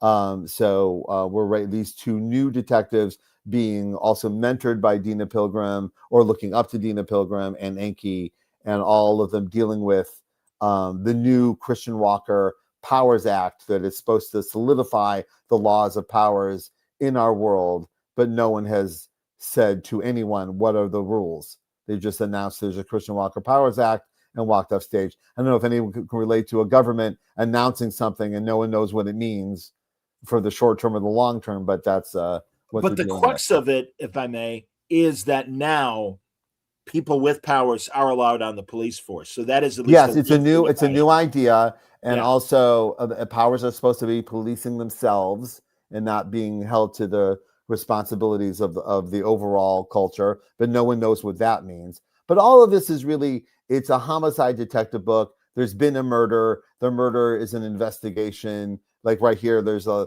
giant hole in someone's head. Clearly, powers were used, and they have to figure out how and why and where. And by the end of the investigation, we have maybe uncovered something different about superheroes than you would get in other books. It gives us a chance to mash up our two favorite genres of crime comics and superhero comics and find a new way in with new stories. And I'm so grateful that it exists. That would that it fills all the needs I have as a writer. Sometimes, like every idea I have fits in Powers somehow, And also for those who just like my Marvel work, Powers is one of the books that got me my Marvel work. Like they read Powers and Torso and called me and offered me Daredevil and Spider-Man. That's literally what happened. So if you want to find out where this idiot came from, this is it. But the great thing is too, and again, people should reach back and read the other arcs. It is always reflective of what's happening in the culture at the moment. And it was really savvy of using the internet and what it looked like 25 years ago and continues to reflect things. And I would imagine there are new things in our pop culture that you guys are going to be playing with. Well, we've made it very clear. The one thing that's very upfront is that we're looking at Powers when it debuted. Thank you, Henry. When it debuted, Powers was absolutely a Watchmen baby, as was many other things. Like The Boys is a Watchmen baby, and lots of things like that. Authority and Wildstorm and but as the years have gone by, and The Boys is a big hit TV show, and certain moves in both the DCU and the MCU. Every once in a while, I'd be like, wow, that's a real Watchmen idea. Like, I think Captain America Brave New World, the president is a Hulk. Spoilers from the trailer. That's a Watchmen idea. And I both celebrating the fact that I am a Watchmen baby, but also what else is there? Like, what else is past that? Martial law, 100%. And so what goes beyond? Like if The Boys has taken it as far as it could go, like cinematically, culturally, well, what else do we got, right? And I'm also fascinated about how even the storytelling of the superhero media has changed. Like, we had two big superhero movies out this year. Neither one of them had a first act. Like they just got rid of it. Just let's just get to the second and third act. Jumped him right into the action. Right in. Versus I worked on a lot of the early Marvel movies. That first Iron Man movie, he's in the garage for about an hour. Like he's banging on that metal for a while as the audience literally acclimates to what's happening. Like this is someone's becoming a superhero. And now it cuts to 25 years later. It's Guy Gardner. Google it. We don't care. We're moving on. That's a Hawk girl. You get it. She's got wings. Keep moving.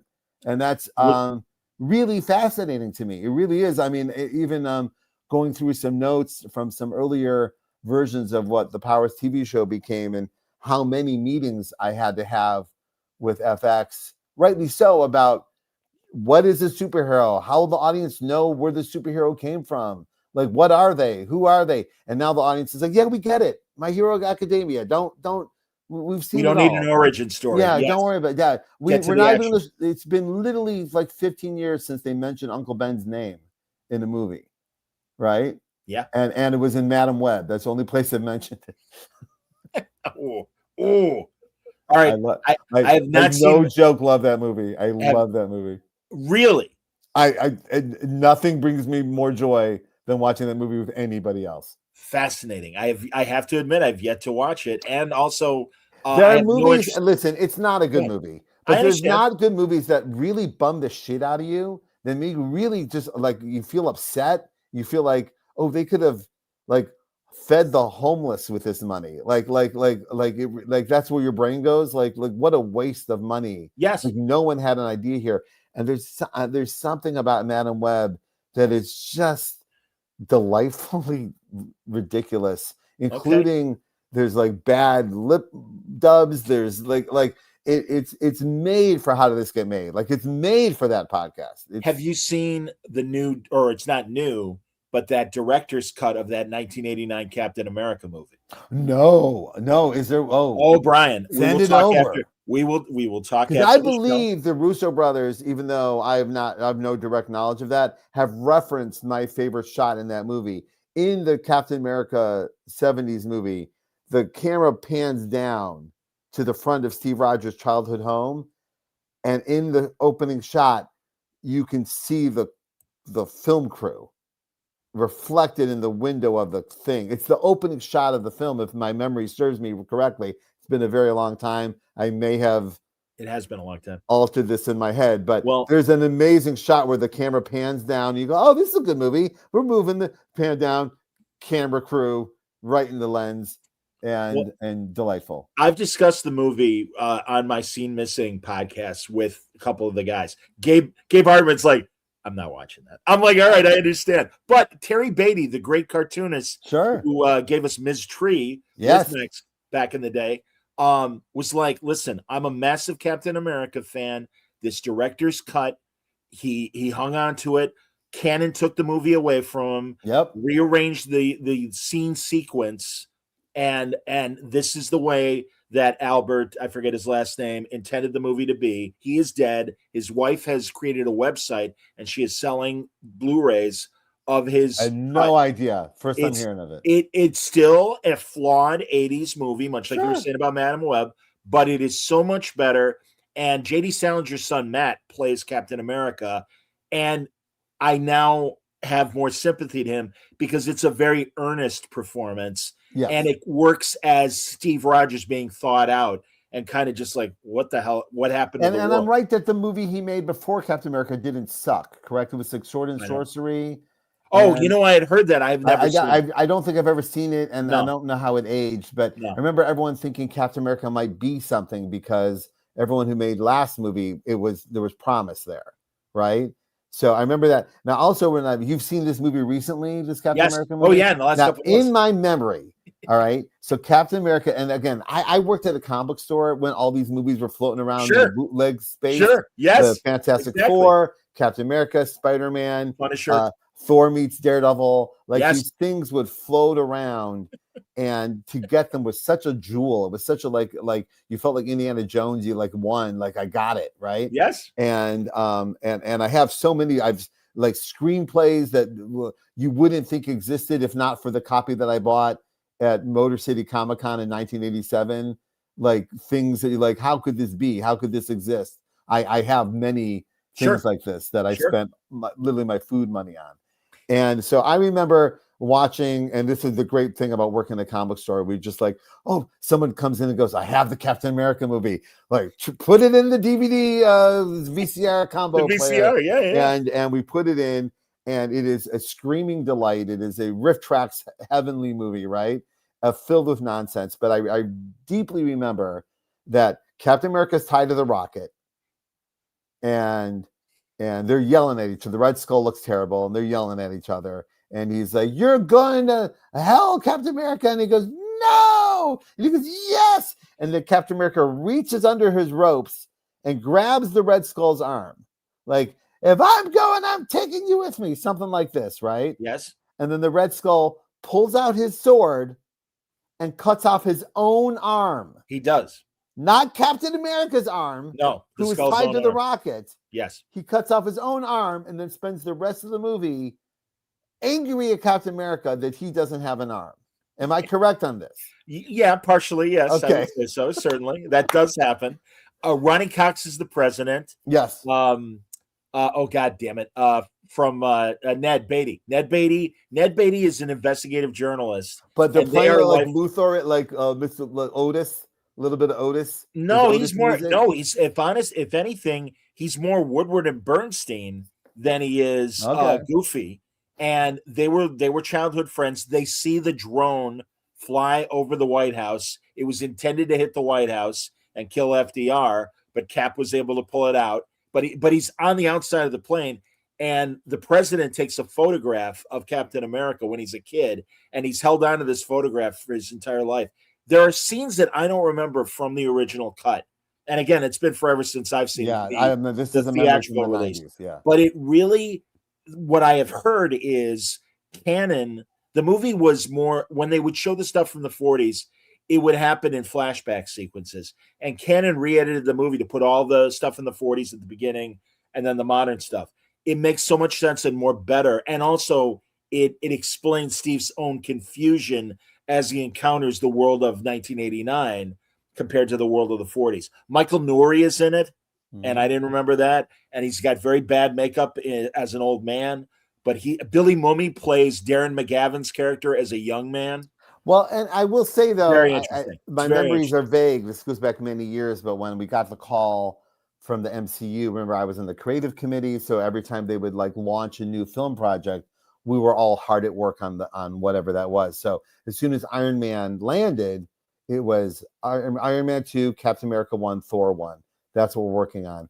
And the Captain America, I had such deep memories of that movie being such a delightful bit of madness that I remember when I would bring it up in the room, I could feel the other executives going, "Oh, yeah, like there's a version of it out there." But no, it's good. There's a version of it out there that you'll never be as bad as. Like you'll never make the worst Captain America. It already exists. You don't have to worry about it. Yeah, and you've got Joe Johnson. You're fine. You're good. It's going to be good. And it was. I loved it. Reb Brown was at Terrificon one year. And I'm like, dude, because really, as far as physically, he was TV movie Captain America. Okay. In the 2 movies. I remember that. Big helmet. Yes. Crazy Evel Knievel. Ridiculous Evel Knievel first costume, much better on model second costume in the second movie. But I was talking to him, I'm like, you got such a raw deal, man, because you got bad scripts, bad everything. And I go, it's a shame because truly he would have been an excellent Steve Rogers with the right material. And he gets up from the table and he hugs me. And he's a giant, and I'm 5'9", this little squat man. And I'm like, sorry, big fella. I understand. It is also how I must repress my old madness when I hear people online or in front of me complaining about some idiosyncratic, some weird thing about the MCU, or even like, I'm like, listen, you little whippersnappers, when I was your age, we had a Spider-Man TV show that was weird at best, and it. Yeah, and we loved it. Yeah, exactly. Like these things were few and far between, and rarely of any quality that would last. I mean, some of you may be hearing about this for the first time. I mentioned even in Fortune Glory the musical. Google away, look for the Justice League Roast of Superheroes. It's on YouTube. That was on network television as a representation of our culture. And we were happy because again, it was, oh my God, hey, look, it's DC Heroes on TV. Yay. So no, I get it. In a Turner Classic Movies thread, somebody asked, why was there ever how many old movies have actors acting in the same role over and over again? And it's like, no, that's how movies were made back then. You were hiring Jimmy Stewart to be Jimmy Stewart in all this. Did you see the Jimmy Stewart trailer? I've heard about it, and I'm excited for it. No, watch the trailer. Okay. I wish everyone involved the best, but I had the same reaction. I thought it was a joke. It looks like it looks so much like Drunk History. Like it literally stars Jason Alexander and Rob Riggle are in it playing serious roles, but those are comedian actors in costume. And the guy from Archie from Riverdale doing a really Saturday Night Live level Jimmy Stewart impression, like a very, very Dana Carvey. Yeah, it looks like that. Absolutely, Mr. Potter. It's and you're like, oh, that's a real movie. Holy shit! May it be the best movie ever made. It looks crazy, like crazy. I have a question. Someone said, some okie dude, have you seen the weird Spidey adaptation where he's the psychotic murderer? I have not. I would love for you to follow that up. I do not know what. Give us a title, like Brightburn was. Yeah, are you Superman thinking about David Cronenberg, The Spider? Because that's a completely different thing. There was spidering and murdering. I don't. And I yeah, I do don't know. believe for B things, are there any what if type stories where Cap's origin isn't rooted in World War II? I do believe so. I can't say directly, but I believe there's some like Vietnam reinterpretations, just things that are like attempts to like Gulf War like versions of it. But I don't. I remember them just not working, or I'm sorry, I can't remember the names of them. And if I'm misremembering, I'm sorry. I do know there's always conversation about like how do you take like the Punisher and Captain America, whose original origins were based on his historical idea that is now 80 years in the past, like, and how do you make it like, significant like it was when it first came out to the people reading them today? Zdarsky is killing it on that new Cap book. Is he? I read the first issue. I'm behind, but I'll great. get to it. And it's so interesting because there is as you know, Brian, there's a second Captain America because the Army decided, 9/11 affects this young man, and the Army gives him the soldier formula, and he is a Cap, so that when Steve is thawed out, there already is a Captain America out there, and he works for the Army. That's great. And it's very, very interesting, and is very pro Chip Zdarsky right here. Very, come on. Ever since he worked with Fraction, I fell in love with the kid. And we share a bestie, but on top of that, he's just behind the scenes. He's just, really something. No, he's brilliant. He's fucking brilliant. Ron from iFanboy has not paid up. Just so you know, they just recently had an anniversary show. Yeah, it's their 20th year as well. Yes, of which I showed up at the end.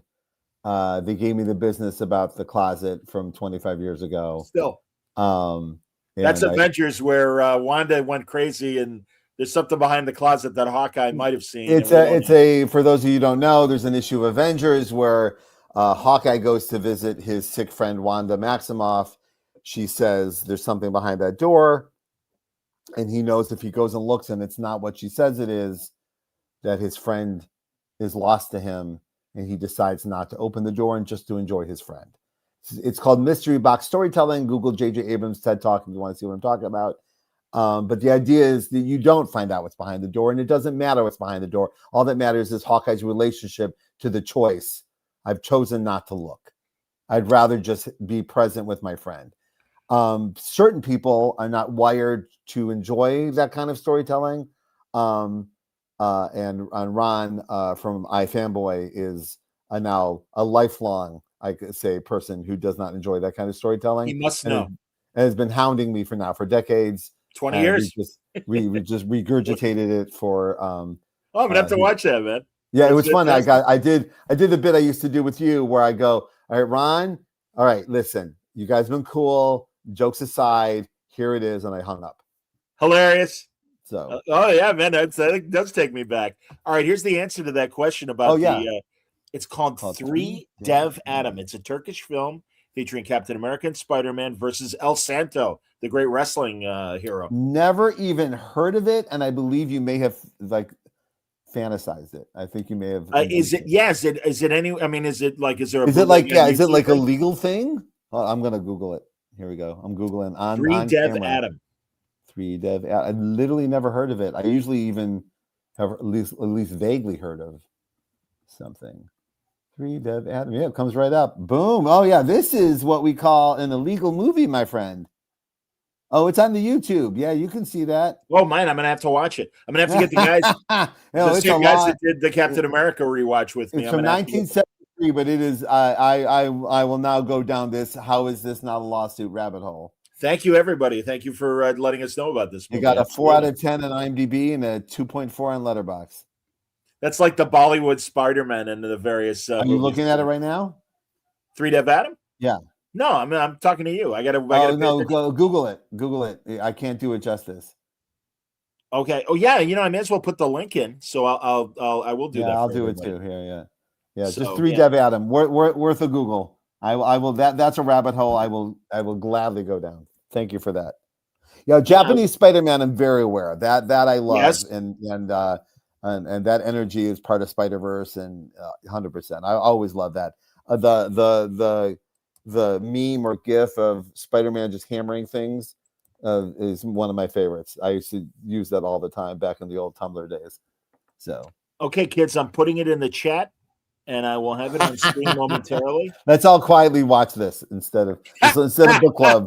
All right, there. Yeah, we'll see it in an hour. Live watch of this thing, and there goes my Marvel contract. Anyway, so yes, indeed, exactly. Cease and desist, everybody. The Disney cops will be cease and desist. Come on, absolutely. Do you have any fond memories from working on Young Justice? Complete fond nothing but fond memories. The cartoon? No, the book. I did the book almost the entire time I was at DC. It was the flagship book. I'm sure. Of course you did. Yes, excuse me. It was the flagship book of our pop-up Your Wonder Comics. It was only supposed to last a year. It lasted a couple. It's gorgeous. I got to work with John Timms. I got to work with Mike Grell. I got to work with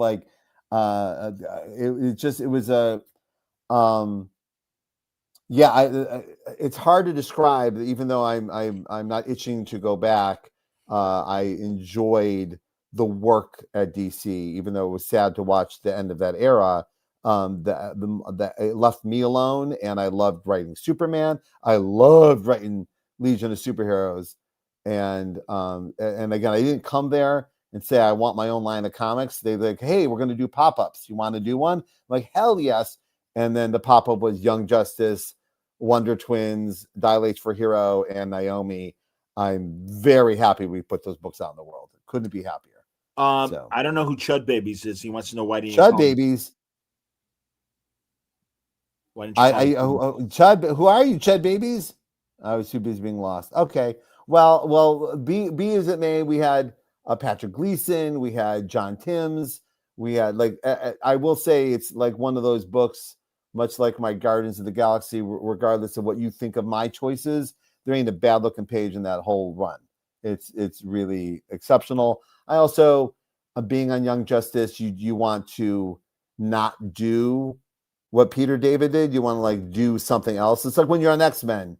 Like you just don't want to do Claremont. You want to do something else, and it's hard when someone's done so much, like Claremont and Peter David, that it's hard to find space that their shadow isn't looming over. And I thought the mixture of characters and of new and old characters was a nice way to do it. And I don't know. I love the book, and if anyone asks me, yeah, please go read it, enjoy it. It was made with a lot of love. With that in mind, going to what we'll get soon with Avengers 800, how would you characterize going back to the book? Oh, going back to Avengers? Yes. Well, I will say, it was lovely to get the call. Mm-hmm. For people who don't know, I did leave. I did tender my resignation. When you tender your resignation, you tend to never no one calls you again that you've left. So I knew I was taking a chance that might be the end of the road, but the road must end somewhere. Also, I felt like I had gotten to a place where I had said all that there was to say. And that was a really big thing. I had written a lot of those characters and was coming around and writing them again with some time having gone by, Daredevil being one of them, where I was coming back to see what kind of a different writer I was. But I knew there were subtle differences, but for some others, it was like you're repeating yourself. And I'm like, oh, maybe I am. And so leaving is the best way to make that not happen. So in these interim years, I have new things to say, new takeaways from the work as a whole, what I would do differently today versus what I did then, what I wish I could do again, a little bit more refined. These things were building up, but never would I be as obnoxious as to call them and go, I'm ready to come back. It's a jerk move. But CB, who I've known a very long time, called me last year and said, we have a few things we want to run by you. Some of them were because some anniversaries are coming up. Some of them we have some new things brewing, and we thought of you in a nice way. And I was like, oh, and the way that was worded, and also the way it was we don't want you to come back and do what you did before. Here's some new things and new spaces. And I think that's what you were looking for. And I was very grateful for that. And then I got together with them, And then Will Moss pulled me aside, who's the editor of the Avengers, and said, "Hey, I don't want to rush anything, but boy, Avengers 800 is right around the corner, and I've got this many pages.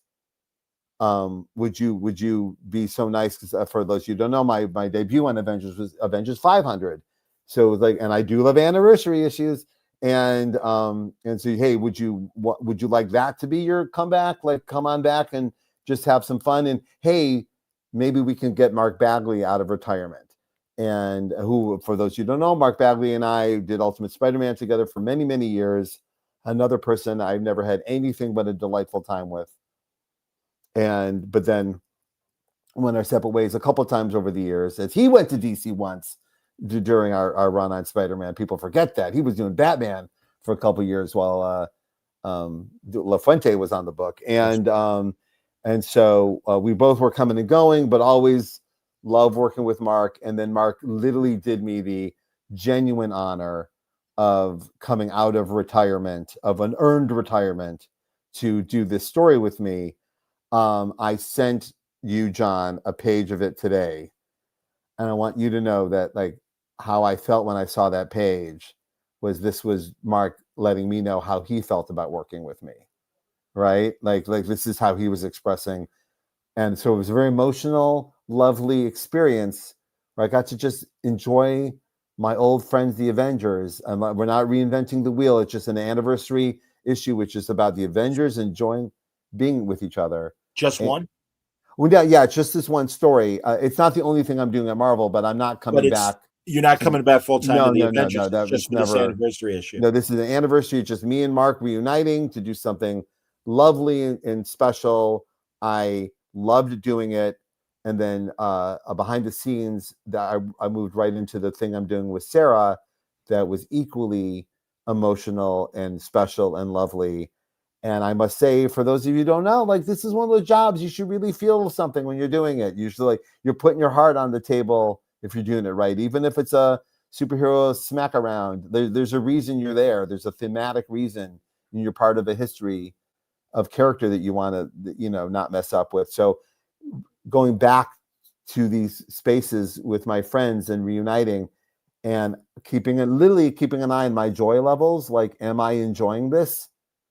And then feeling, oh yeah, I'm really enjoying this, was a great. And then reuniting with Sarah, and then also in Italy, I got to reunite with Gabriel Del Otto, who I did Secret War with. And it was really funny because in Italy, I was signing an insane amount of Secret War, which is a book I did over 20 years ago with this wonderful artist. I'm very proud of it. But I was signing like 3-1 of anything else I had ever done, like including Miles Morales. And I'm sitting next to Sarah, and I'm just signing one after the other. And I realized, oh, Gabriel is huge in Italy. He is a massive voice here. Including they made like artist editions of the Avengers annuals we did together at Panini.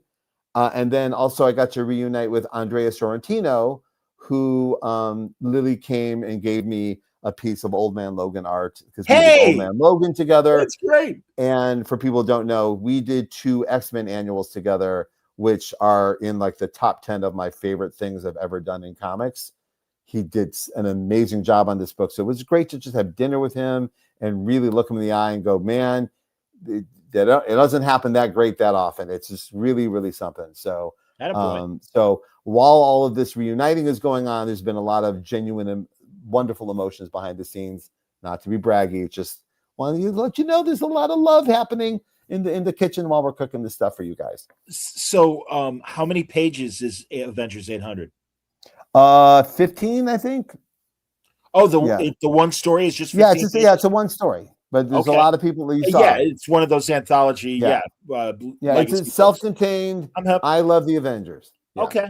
Okay, because it was one. I mean, because again, there are storylines that you didn't get to that were kind of unresolved. Weren't there some future storylines involving? Just the hints of things that could happen. Those I never look at those as like stories untold. Like, there are a couple of stories that once CB called, I went, oh, you know what I didn't get to do? And some of them are public. Some of them are like, oh, we may have even announced that and we didn't do it. Like Daredevil End of Days was supposed to have a Punisher End of Days. which is the pieces didn't come remember that. together. Yeah, Not we that, talked about that. that's not on the table right now, but Okay. if that could come together, me and David would do that, right? But there's a couple things like that where when I left and had some distance, I'm like, oh, you know what? If I came back, I would like to do that. Sure. I didn't get to do that. So yeah, it just feels great. Can't thank everyone enough for being so supportive of it too. And it's been also nice. I was away enough time Yeah, that people 7 were years, 8 years. happy to have. There was, I mean, again, it's the internet, so there's a curve always, but there's a genuine sense of oh, welcome back, buddy, and it was very sweet and across the board. Yeah, man, you spent almost 20 years, if not 20. You were close to that in your run, right?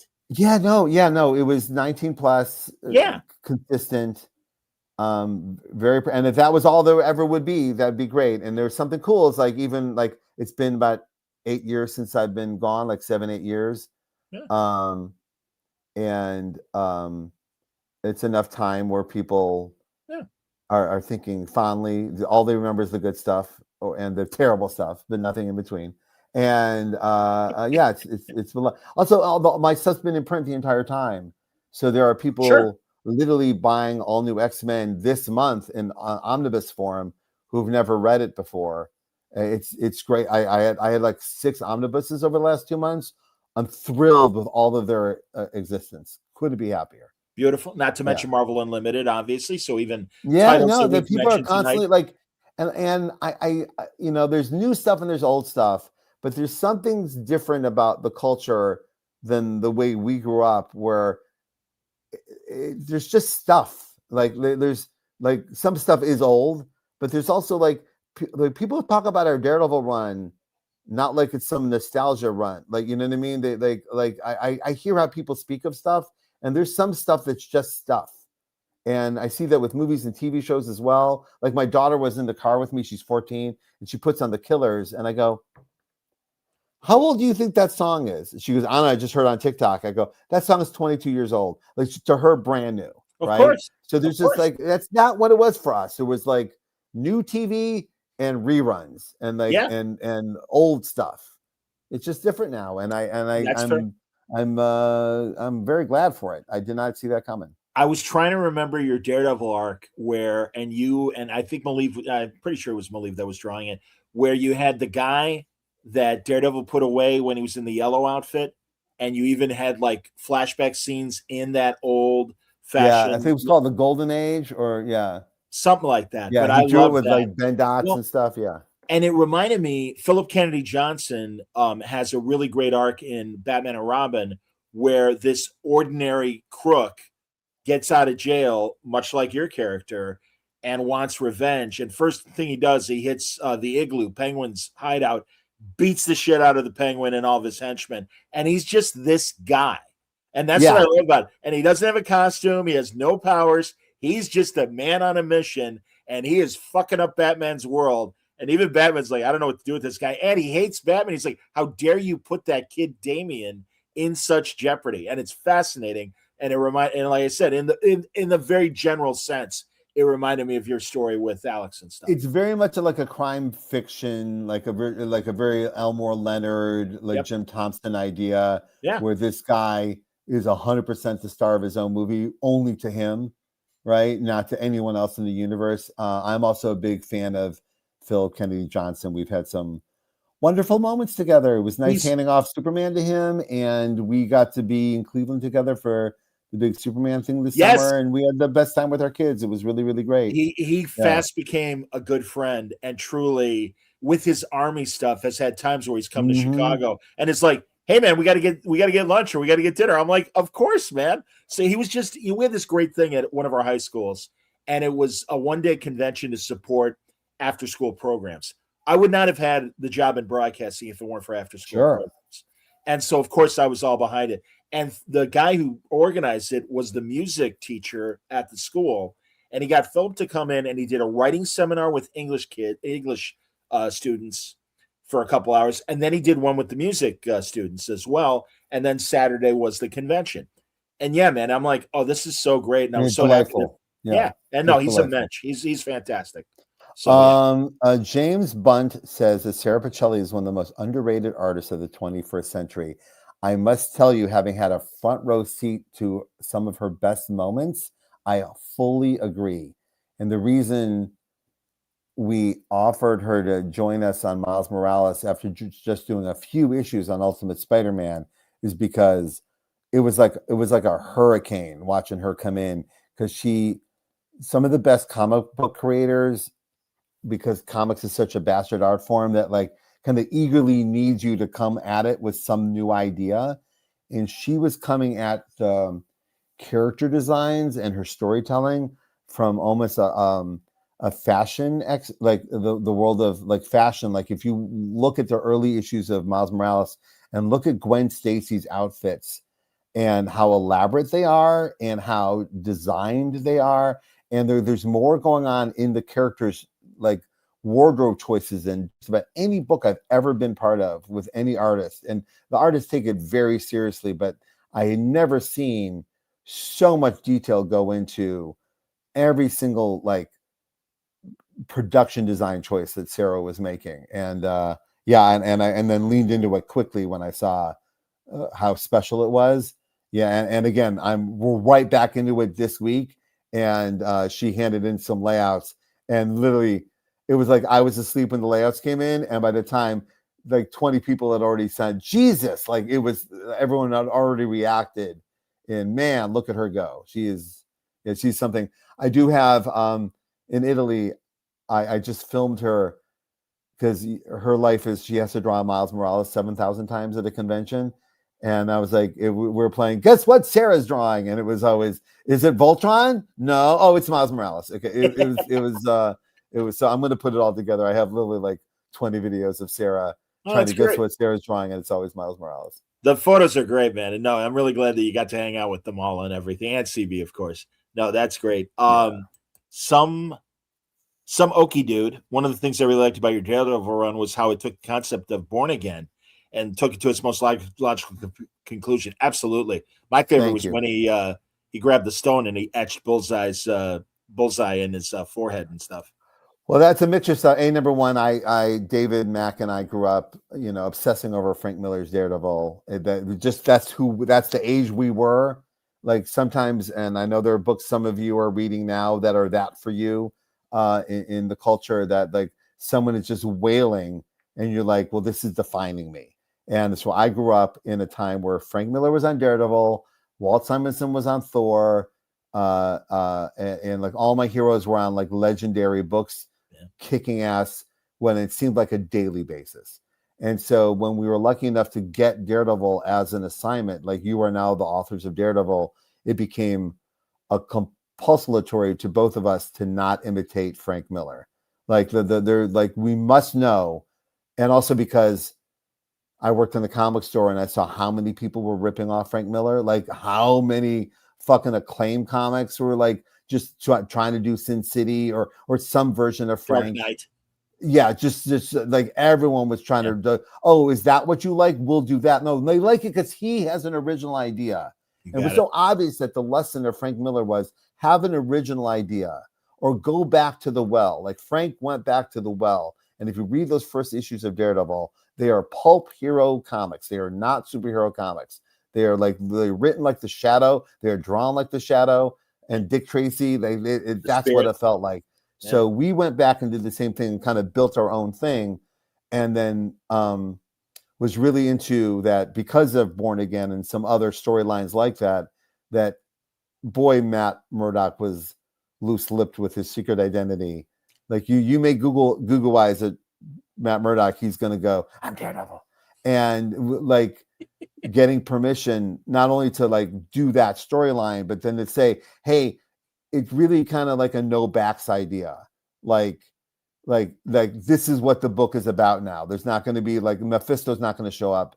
It's just going to like, this is what we're going to do. And now, wouldn't it be cool if there was a book where someone blew their secret identity and the fallout is enormous and constant and every other book knows it, right? Like those who had secret identities. And also it was watching the idea of secret identities evolve around us as we were going. It just seemed like, even if you guys pay attention to MCU, The only one with a secret identity is Peter Parker. Everyone else is very publicly known to be who they are, for better or for worse.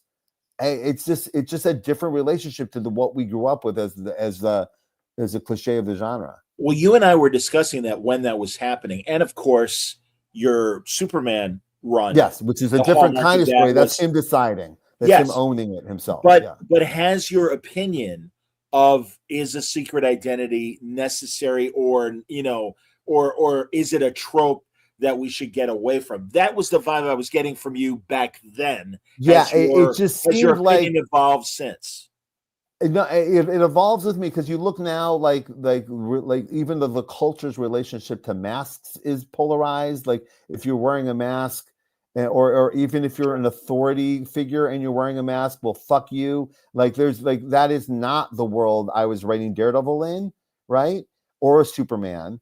But it was like that. The relationship to what a secret identity used to be. If you're a secret identity on the internet, you're cool, and now it's like. Right. What are you hiding? What are you hiding? And again, these are generalizations, but there is the culturally stuff to talk about and think about while you're writing it. And it certainly affected my relationship to like the truth of Superman. If like he's about truth and justice, that's the theme. If Spider-Man is power and responsibility, for Superman it's truth and justice. And if the first thing he does every morning is pretend to be somebody else, that's not truthful. And wouldn't that one day you wake up and go, hey, wait a minute, I'm not being truthful. And also, why am I pretending to be Clark Kent? To protect Lois Lane? Hey, guess what? Everyone knows Lois Lane knows who Superman and Lois Lane are together. Like, it's not protecting. It's the same friend group. They all know him, right? So who's he protecting? And if anything, saying, oh, no, I'm Superman, don't come near this building. Is a much more deterrent. Again, I respected the choice. I questioned you when you told me about the choice. Sure, no, I wanted the conversation. Yeah, absolutely. And that's, dude, this is the thing. And I wasn't the first person to do it too, by the way. Absolutely. But this is the thing that people have to understand, and forgive me, because it is a wide comic book reading group. But sometimes writers, as we know, will provoke a, hey, what are they doing attitude by design. And it isn't just, I'm going to do something weird just to piss all of you Spider-Man fans off. I could never do that. Yeah, I know. I couldn't get past it in my head. Like I have to have no. And also, I'm a Joe Quesada baby, and Joe Quesada taught us. And then what? All right, and if the and then what doesn't pour 6 awesome new stories out of your head, then don't do it. Then there's no reason to do it. Well, and that's like a lot of my best moments at Marvel were like, hey, we're going to make Norman Osborn the head of Avengers. And then what? Yeah, then you get this, and this. Oh, then that by all means. Sure. Let's have at it. Right. I think Joe Kelly is experiencing some of that anger. And it's like, no, there's a point to this right now with his Spider-Man run. I tell every creator starting with their superhero runs or not, do the big swing. Because some of the stuff I got dinged on hard on this podcast, people are all they remember is it was a good idea.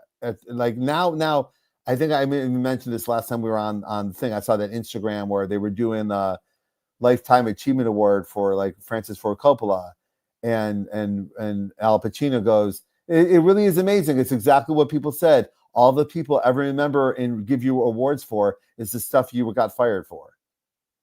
All the stuff that was controversial at the time is all that anyone ever talks about as your best stuff, and that is I have found that to be true as well. All this stuff, like, and I laughed when I was telling my son this the other day, like he was watching like audience reaction videos of Avengers Endgame, and you can hear the audience go nuts when Ronan shows up. And I remember having a very like, you guys gave me a lot of shit about Ronan, and now you're applauding him, or now they're like, bring Ronan back. And I'm like, okay, yeah. The wheel turns. Fascinating. Yes. What did you think? But to answer your original question, I still ask the question about secret identities and heroism and protecting the loved ones and all of the good and pluses.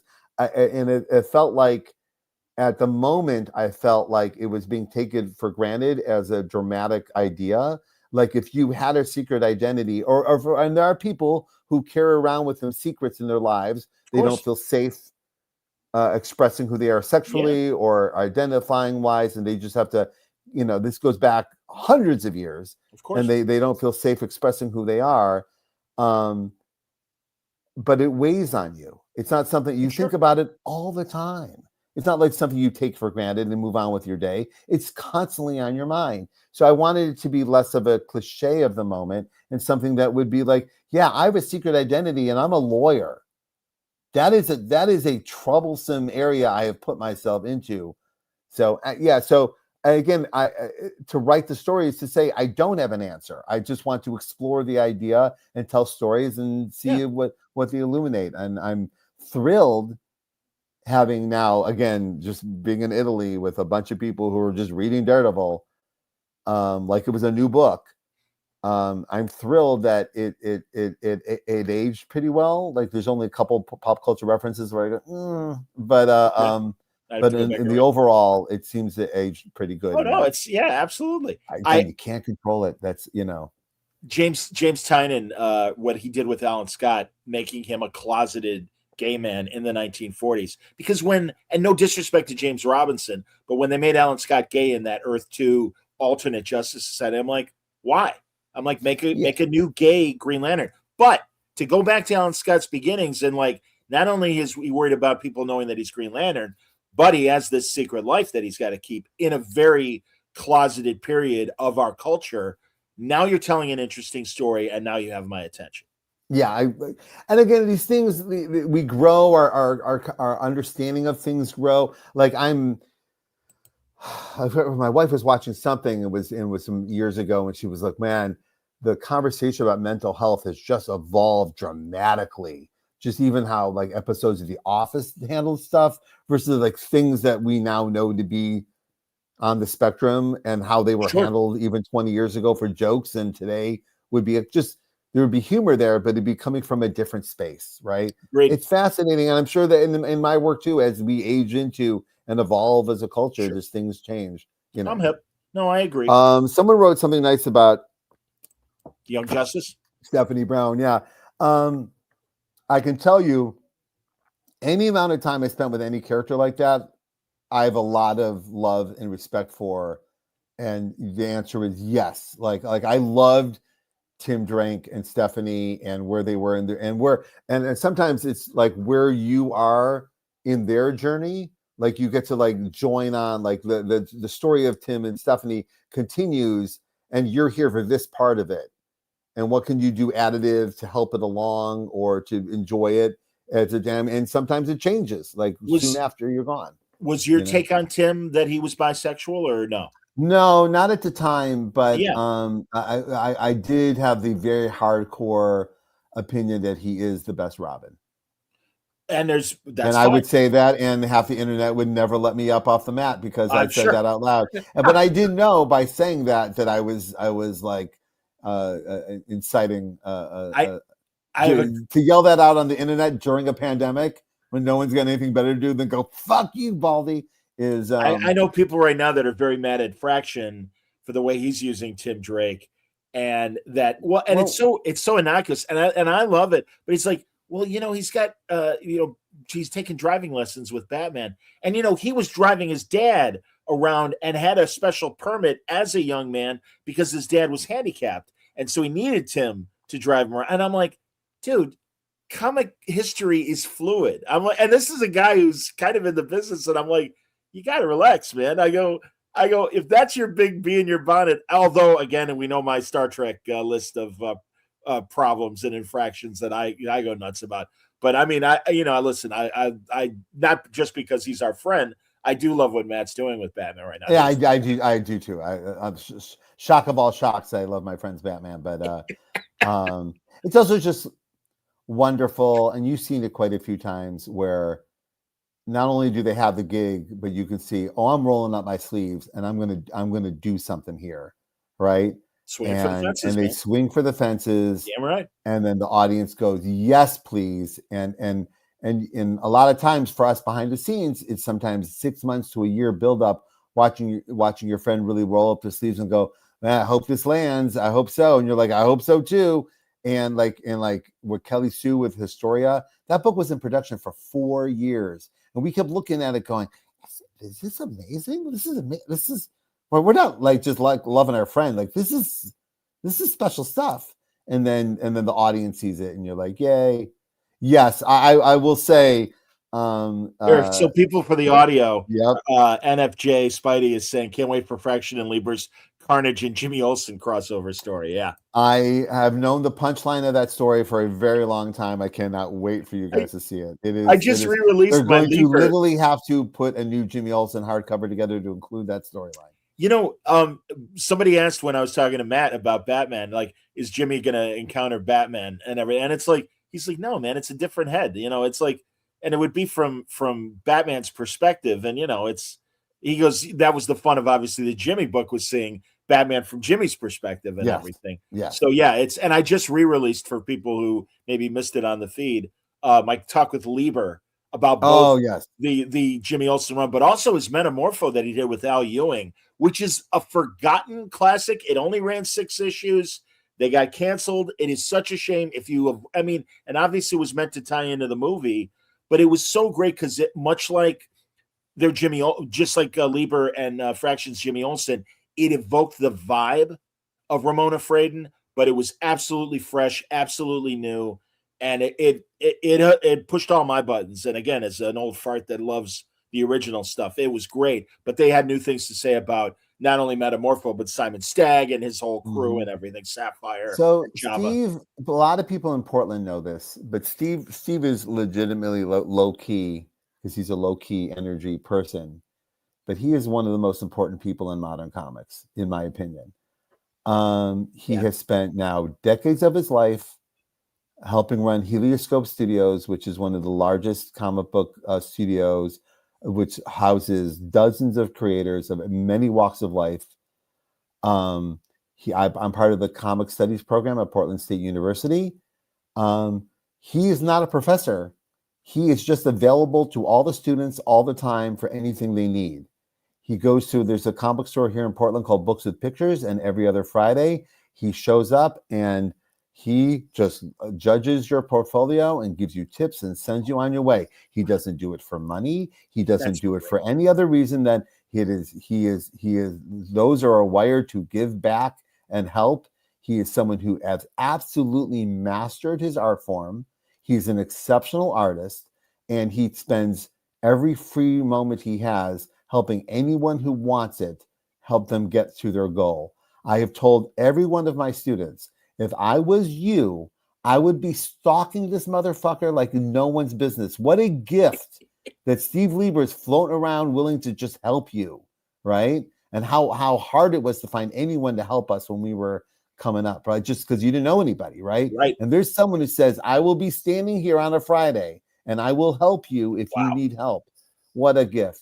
So when Steve Lieber rolled up his sleeves and did that amazing Jimmy Olsen wraparound cover for the hardcover, I think you could feel not only were we all excited to be on that silly cover, but it's like, oh my God, Steve Lieber drew us. Steve Lieber, we're part of one of Steve Lieber's great moments in comics, which by definition will be one of the great moments of comics because it's Steve. So I know that Steve, I've known Steve a long time now, and I know that he will never say any of these words I just said about him out loud and wouldn't put up with it if he was in the room. So I just thought I'd put it on record that this is what I've known to be the truth of Steve Lieber. There are some people that behind the scenes are garbage monster, selfish assholes that do everything in their power to stop other people from accelerating or enjoying or getting anything that they have because they're so terrified that their thing is going to go away, right? And then there are these other people who just nothing about their wiring is anything but let me help you feel how I feel when I make my comics and they don't suck. And that's what Steve Lieber's whole jam is. I lecture over. Steve Lieber TED Talk over. I'll put an addendum on that and say when I stayed with Brian in 2018 for the Rose City show, and I stayed 5 days with him, which I was the thing that wouldn't leave. I spent not how I remember it, but I know you guys, both you and Elisa, and really the kids, they were all lovely. Everybody was lovely, but I got to spend time at Helioscope, and yeah, I'm friends with Jeff Parker, and he's been a longtime friend, and I love Jeff and everything. But I really got to know Lieber on that trip, and he's and Sarah as well, his wife, and they are lovely people, and yeah, and he is everything that Brian said, and I'm so glad because he will show up occasionally on our Scene Missing show. And that's great because he's an old movie freak as well, and no, he's really terrific, and I mean, again, I had no idea because again, he is such a soft-spoken guy. Superior Foes of Spider-Man, the thing he did with Nick Spencer is amazing, and again, there's a lot of wins. The Fix with Nick Spencer, yes, a lot of stuff going back many years, and I'm thrilled that as he ages into his reputation as just this wonderful artist, but it's also what's going on behind the scenes. Yeah, that's beautiful, man. Yeah, did you follow him on social media if you're interested in the art form. He's a giver. So for the audio audience, Steve Lieber has a great cheat sheet called Your Portfolio Critique that people can Google. It's amazing. So that's good to know. And the number one thing on there is get your old work out of there. This is something that's been going on that we see I did it when I was a kid too. When you're improving dramatically as an artist, as you're younger, you keep your old stuff in to show, look how much better I am. And now as I'm older, I know, that's a huge mistake. Only show your best new stuff. We know as humans, you didn't start this good, that you built to this good. So you don't have to show us that you got better. Just show us where you are and where you're going, not where you were. So that's a big one. Very important question. I'm going to ask: should the movie I watched tonight be Clock Stoppers, directed by Jonathan Frakes, Powers director Jonathan Frakes, or Laputa Castle in the Sky? Now listen, it's Castle in the Sky. It's not even close. But if you're looking for other recommendations, I never got to do my movies of the year. So probably Best Picture is One Battle After Another. It's an incredible film that does stay with you like a great 70s film that it's firmly based on. It stays with you for a while. It's kind of incredible. The Leonardo DiCaprio movie. It's really something. But my personal taste, there were a couple movies that were very inspirational to Powers 25 as well, because they were directors who are returning to something they already did excellent work in, but had something new to say. The first one, I think I mentioned it last time we were on the air together, but it was 28 Years Later by Danny Boyle. This movie shocked the shit out of me. I'm a big Danny Boyle fan. I'm not a big zombie guy. I do love this franchise, even though it's a weirdly a franchise. But I agree. He literally returns to the scene of a crime 25 years later, films it on iPhones, and about every 10 minutes, the movie reveals itself to be something else than what you thought it was 10 minutes ago. These are my favorite kind of movies. They're hard to pull off because once you set the table, you're kind of making a promise that this is what the table is going to be like, and then you keep taking stuff off the table. Another director who does this a lot and did it, one of my favorite ones was No Sudden Moves by Steven Soderbergh, where that's with Don Cheadle and Matt Damon's in it, and not a lot of people saw it. It was an early pandemic movie, but boy, it's one of the best Soderberghs, and it's a movie where every 10 minutes you go, oh, I thought this was about that, and it's about this. Oh, I'm actually interested in this too. So this year, Soderbergh also put out a movie called Black Bag, starring Cate Blanchett and Michael Fassbender. I believe it's on Peacock right now. This is a movie very much like the movie Soderbergh would have made in the 90s, but everything about it was evolved and elevated and more subtle and exciting. I've watched it a few times now. It's an incredible motion picture. And as we were talking earlier in the broadcast about pining away for these mid-level movies, these what they call $20-30 million, they don't cost 150, they don't cost 10, right in the middle. Yeah. And this one didn't do well in theaters, but it's exceptional, and it's around. Soderbergh keeps doing this. Every once in a while, he puts out some low-key masterpiece like Lucky Louie, that aren't Ocean's movies, but they're way up there with them as far when you watch them. And Black Bag is very much a John le Carré British spy film, and it's almost like a chamber piece. It's incredible. It's interesting that the Brits are able to make mid-budget movies still. I even watched on Netflix the Thursday Murder Club. Mm-hmm. And yeah, I mean, that's part of the problem is they're making them. They're just in a different format than they used to be. Yes, it's just a different market, or they think it's a different market. I'm not sure it is, but like these storytelling, like there are comedies. They're just not theatrical Judd Apatow movies. Right. They're Kristen Bell married a rabbi. Show. But also, yes, in tone, I agree with that. Yeah. And mentioning Apatow and some of the others, I think the raunchy theater comedy is over as far as theatrical release. I don't see them. They tried with Jennifer Lawrence and that movie. That movie made money, though. I mean, that's a part. Yeah, good. Raunchy comes in waves. Even Siskel and Ebert did a couple of special episodes about this, where naughty comes in waves. Like sometimes the audience is like ready for it. We'll go through and I will give Quentin Tarantino some credit. He's gone deep diving into this on his podcast about how when the culture kind of gets puritanical, like when there's something like when they start tightening the screws and everything has to be really, buttoned up and the ties buttoned repressed. up. Yeah. 2 years later, all hell's going to break loose. Good. Like it's then John Waters pops out. I hope so. Like that's what happens, and things get naughty and sexy and dirty, and then they get weird, and then everything gets buttoned up again, right? And then if you watch like the history of like horror movies in the 70s and 80s, they went like Halloween came out, I'm like, oh my God, what a way to tell a story, and then suddenly the story POV shifted. Like we're not watching it from the POV of Jamie Lee Curtis. We're watching it from the POV of a killer, and that's creepy. And why are we doing that? And then it goes away.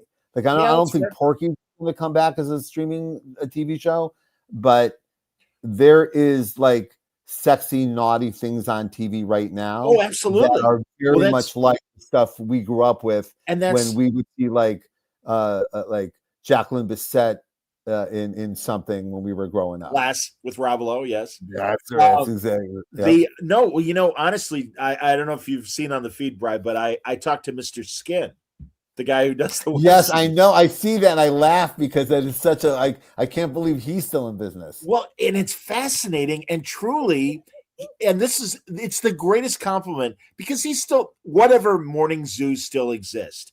He comes on those. All right, who's got Howard Stern all the time. Yes, who's got the best butt? Who's got the best breasts? Okay, fine. But I'm like, isn't it interesting that raunch has gone away from the movies, but it's all over TV now? And everything, Euphoria and everything else. I mean, the entire career of Sydney Sweeney, all these things that have happened, and it's interesting. And that's what I talked to him about is that now it's not on movies anymore; it's all on TV. But also, you still need character and story. That Johnny Depp series, his daughter, The Idol, that was on HBO, which was incredibly graphic, but sucked because there was bad TV. And then they say it's because of the raunchiness. No, that was just bad story. Bad characters. Just like Vinyl, the show about the record business in the 70s. I felt The Idol was the same thing where it was a good idea, but poorly executed. And it's like, no, you blew it. Because again, you forgot about story and character. But all right, we got some B things here. We got some things about typewriter movies.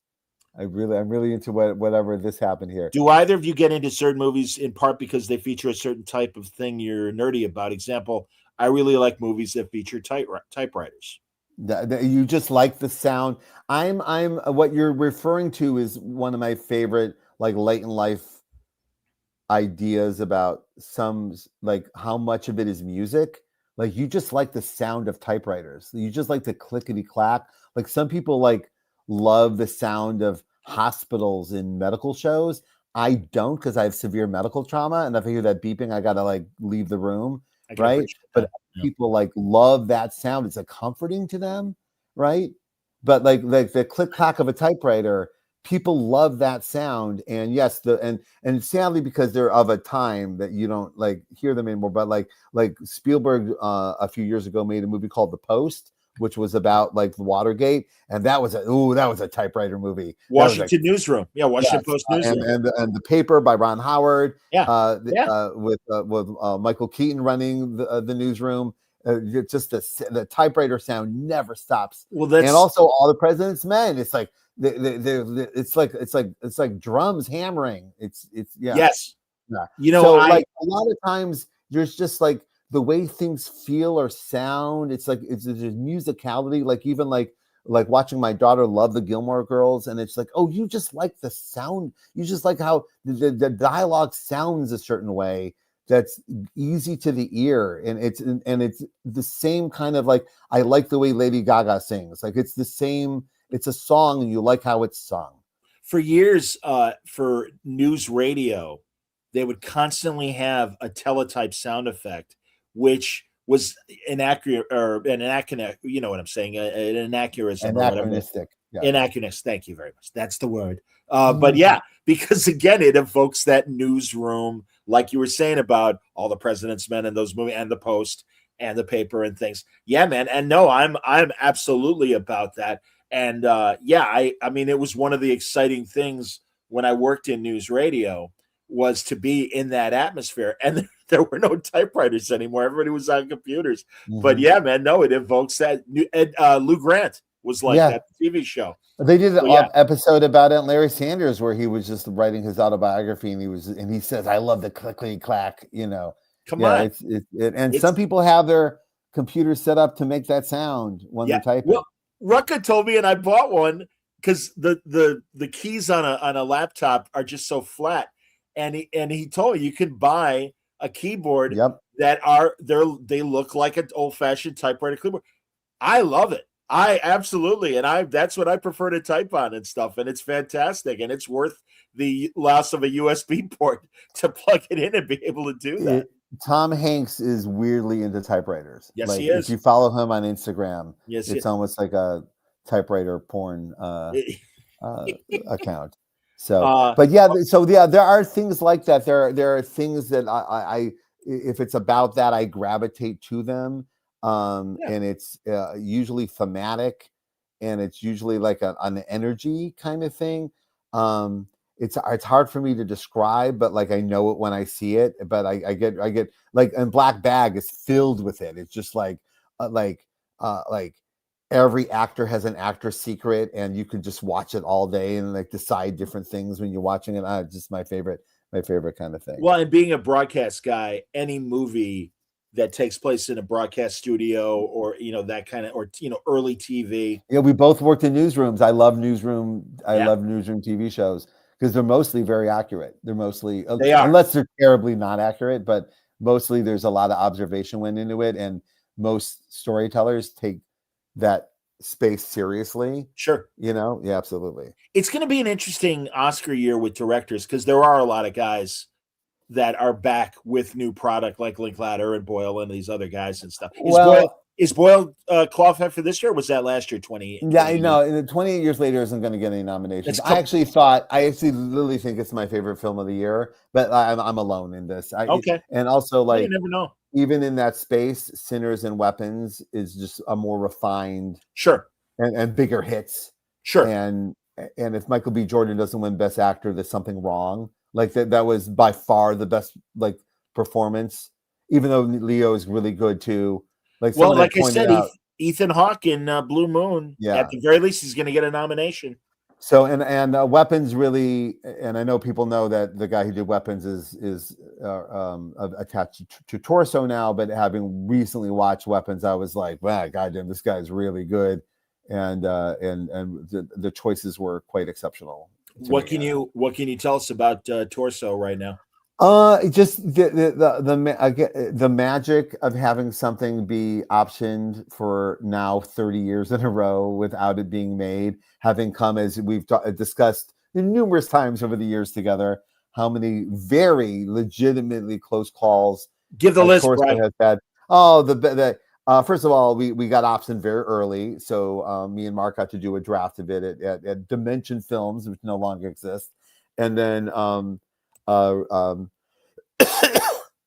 David Fincher got attached.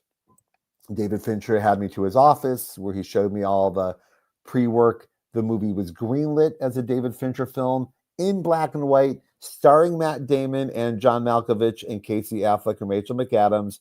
Brian, sit down. Let me show you what we did. They went to Cleveland. They redid all my research. It felt like one of my heroes giving me a test that I accidentally passed. It was a great day in my life. I was so excited because I was even like, I remember even thinking, even if this is the worst David Fincher film, that's pretty great. Like he hasn't made a bad movie, right?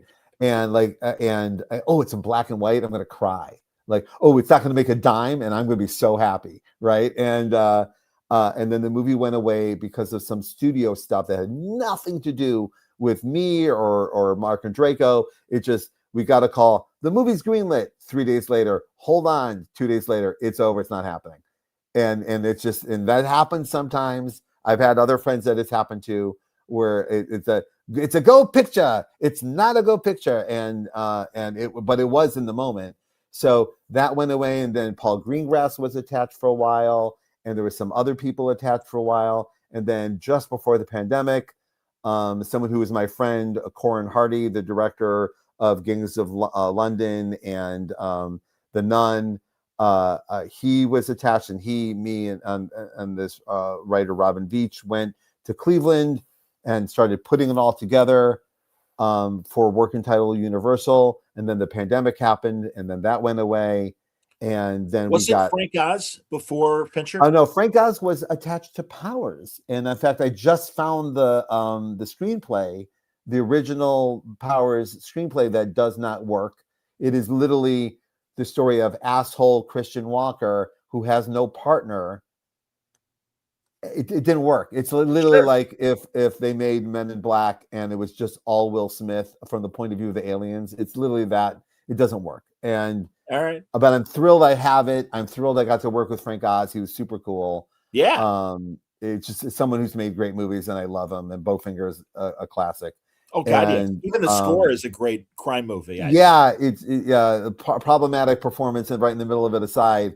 It's hard. Yeah. I've seen a clip recently. I was like, that's hard to watch. That's fair. That is fair. So, but he is the asshole of the story, so it kind of holds up, but it's still pretty rough. It's a little rough. No, I respect that. And of course, the aborted Powers FX pilot. Yes, and again, I've revisited some of these projects recently, and they were all behind the scenes, tremendous experiences. Even all of this ups and downs with Torso. What a fun day we're having.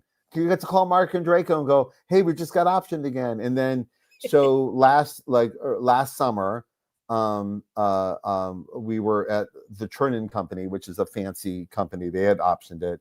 And it's also weirdly, and again, I'm only speaking from the way other people said it, one of these projects that other producers are tracking to see where it is.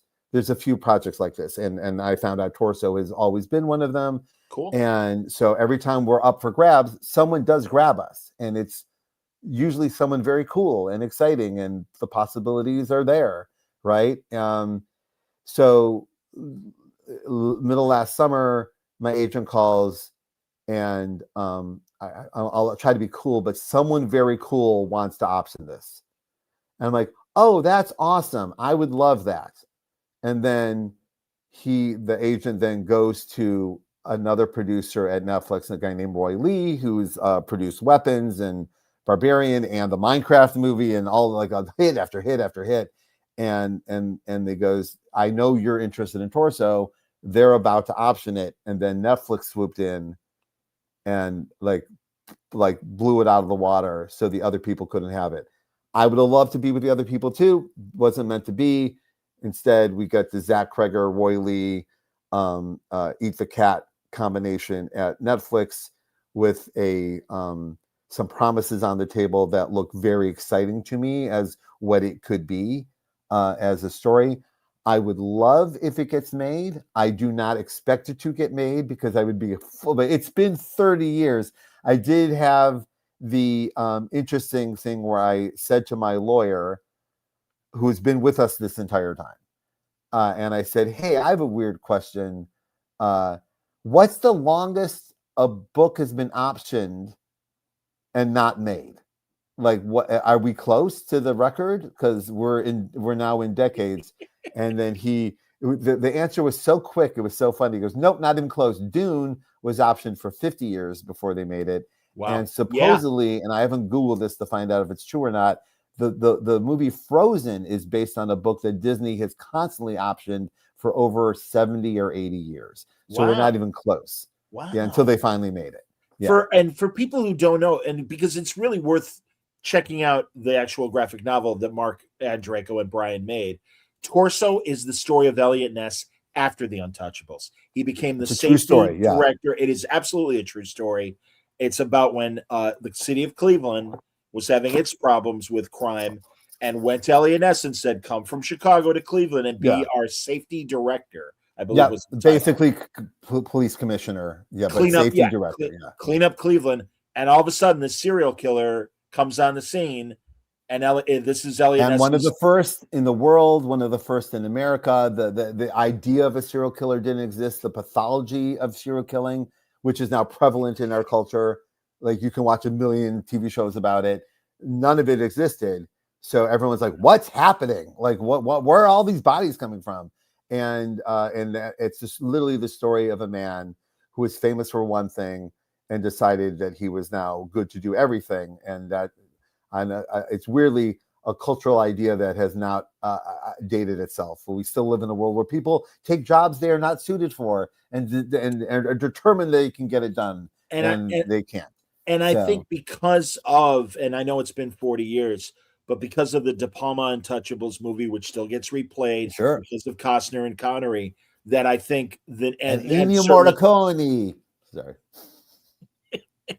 I think the Elliot Ness story is still enough in the zeitgeist that I think it would be appealing. And like everyone's been saying right now, that they really hope it happens. Yeah, I hope so too. I hope you hear genuine enthusiasm mixed with a zen. I have no control over it. I have no control over if the Spider-Verse movies get made. I have no control over Jessica Jones still being on TV. It just things happen. And I go with it when it works out well. And I try, and when it's my turn to try really hard to get something made, I try really, really hard. And sometimes it works and sometimes it doesn't. But you have to have a zen about it. And also, I also have the, and I'll tell this to everyone who's thinking about it, unless you're like, "I'm going to be a filmmaker," then go be a filmmaker and do everything you can to make films and nothing will stop you. I'm a comic book creator, so I'm not beholden to Hollywood to get anything I want made. I got empty papers and I got my friends, and I'm lucky enough to have a place where I can publish some of this stuff. So it is very exciting that I get to do new things. So I do not waste a lot of time waiting around for people to say, "Yeah, we'll think about it." Because that again, it's been 30 years. If I was sitting there waiting around for Torso to get made, right? But meanwhile, the book exists. It's still in print. We're putting on it. We just found out we're getting a new printing because of the news. So it still moves books a little Hollywood interest. That's very cool. But for those of you who just want to make your comics.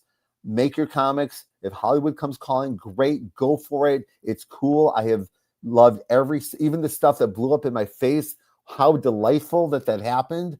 But don't let it distract you from the goal, which is make your comics. Amen. And I hope I don't sound like a hypocrite, because I know some other people, they see my name and stuff. I know.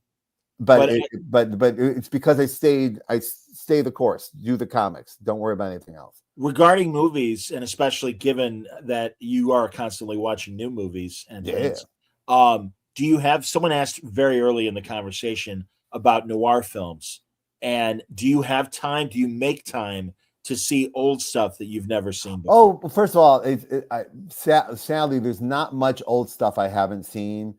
When I discovered, I'd started working on this book called Goldfish, which was one of my Yes. first crime comics. And I was about 30 pages in when I went to see this movie, Visions of Light, which is on YouTube. It's a movie about cinematography. Yes. And there's about a 20-minute chunk in the movie about the origins and the authors of the language of film noir, which is John Alton, the cinematographer, for T-Men and all these crime movies that were coming out, these dirty, seedy, like shadow-caked black and white movies where the blacks are black and the whites are white. And I was already invested in this language without fully understanding that I was part of a generational legacy. Like, I didn't get it. When this movie came out, I saw it in the theaters, and it was like a religious experience for me, where I was like, oh, this is where I live. This is what speaks to me. And I then dove in hardcore for decades. And also many of my heroes were already trying to point me in that direction. Scorsese was already writing the foreword to John Alton's book called Painting with Light. And like all of my modern heroes of storytelling were already pointing back and going, watch fucking T-Men. I stole every shot from there, including Tarantino and all these people. Like, well, look, this is where I got my stuff from. So I have multiple copies of many of the great classics and weird crime weirdness that goes back. And also there's always pockets. It happened in the 70s, it happened in the 90s, where there's an enormous amount of crime fiction being cooked, usually because something was a hit. It happened in comics too. When Sin City was a hit, a lot of people said, oh, that's what you want, and tried to do that. Sure. So, and every once in a while, out of that comes some really hidden gems of stuff. Then we're talking about stuff that kind of comes and goes. As a hardcore genre baby who loves crime fiction, it's amazing how genre has become more like a spice and a flavor than a lane, right? Ingredient. So there's a lot of excellent crime fiction out now, but it's like crime fiction comedy. Somebody brought up like Caught Stealing or the Knives Out movie too. The Knives Out movie. That there's stuff that comes out that is, or the Gentleman. Like, there's tons of spy thrillers with a British actor from Pirates of the Caribbean. Like they're out there that are being well told, and so it's all out there. Slow Horses. I know it's a spy drama. It's also a crime fiction piece. Yeah, of course it is. Sure, it is. So a lot of it's out there, and a lot of the proprietors of these stories take their language very seriously, and there's a lot of people elevating the space that they're in right now. And I would also include Blue Eye Samurai into that space. And I get and this loads up to my early days with Jinx, where I'm like watching The Good, the Bad, the Ugly, going, this is a crime movie that's a Western, but it's a crime movie. They committed a crime and they're dealing with it, right? And then I got all like hopped up in my head about what genre is and where I can explore it. So that's why most of my superhero comics are crime comics. They're 100% like Ultimate Spider-Man is starring in a crime comic. It's the Kingpin, and he won't go to jail no matter what happens. That's a crime comic. So I would use the languages and rules that I was learning from my heroes and apply them directly to other genres to see where the genre was. I've again, on our Scene Missing show, sometimes we pick Westerns. I should go on this show. What's that? I should come on this show. Yeah, I would love for you to come on the show. I mean, it's hard, it's hard to pin, we get a couple of people. It's hard to do a group show, but absolutely. We did Gun the Man Down, which is a James Arnaz late 50s. It's Angie Dickinson's one of her first movies.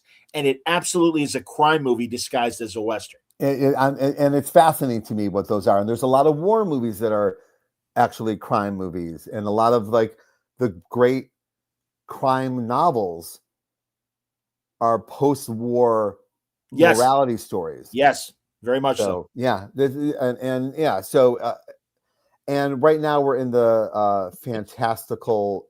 Like, there's also spaces where everything is fantastical, and there's a lot of time travel going on and multiverse stuff going on. But then the slingshot of that, well, we're going to go back to like little hard-boiled jewels. That's always where it goes back to. Let's go back to basics. I understand.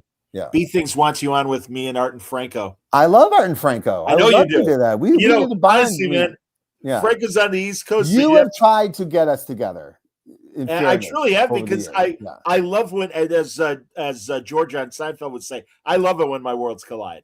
That makes me very happy. Me too. And truly, even my non-comic book friends, when they've had the opportunity to meet my comic book friends, there's nothing more delightful. But there, as you've met, I know you've met them at writing seminars at DC and things like that. I also just a big fan of their work. I saw them years and years ago. Like, yeah, when I was coming up, I was really enjoying their stuff. Well, there, we do our fuck around show, and it's fun, and it does get silly and crazy and stuff. And I told you. I can't announce it yet, but I told you about a podcast Franco and I are prepping. Yes. And I'm so excited for that thing, Brian. I'm going to wait till we got a couple episodes in the can. It will not be a live show, everybody, but we're going to do a can show.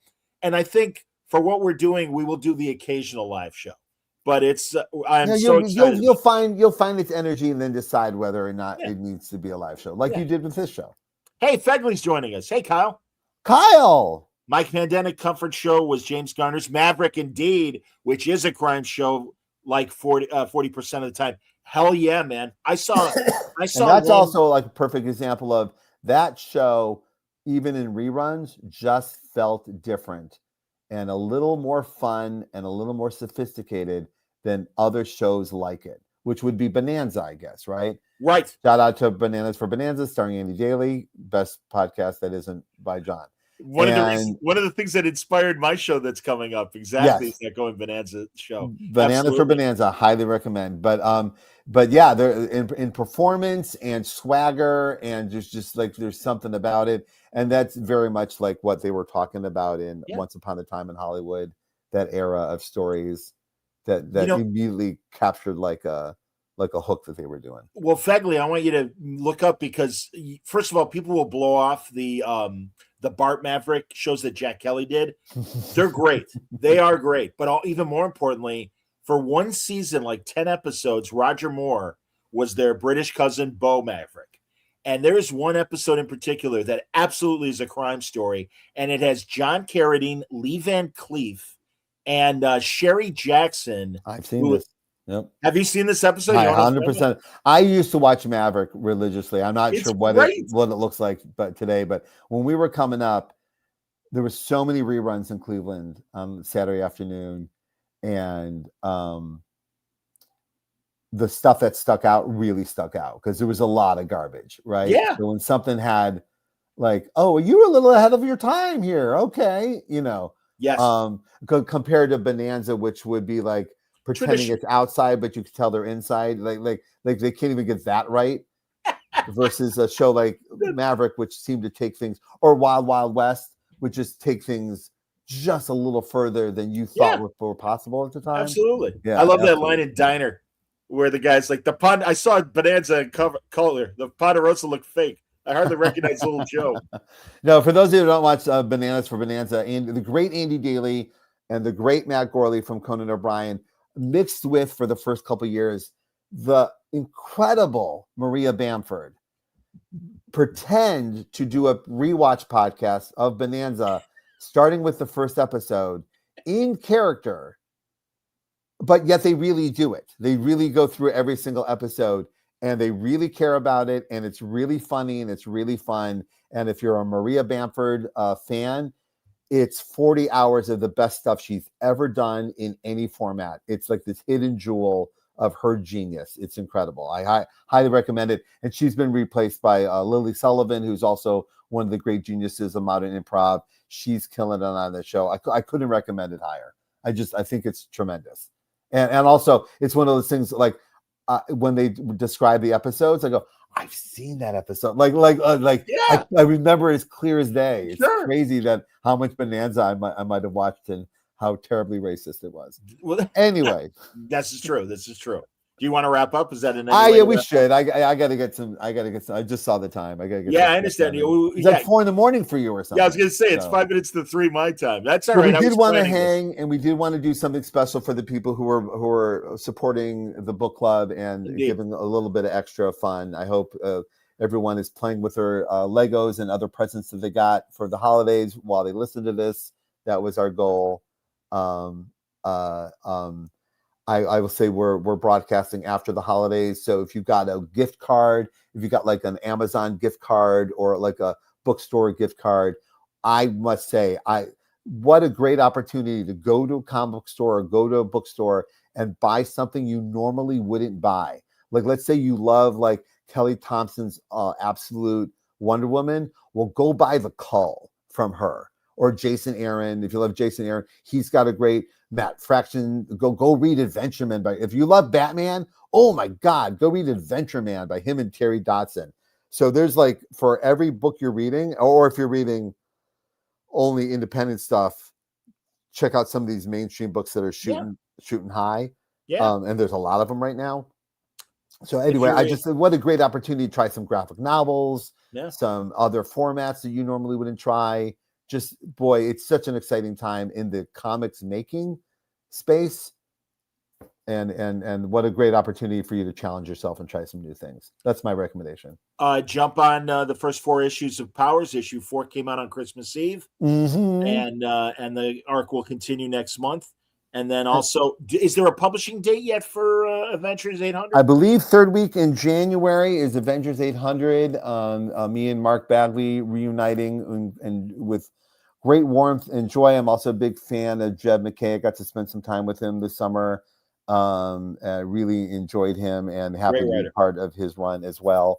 So, and that is the first of a handful of Marvel projects, both big and small, that will be percolating out through the year.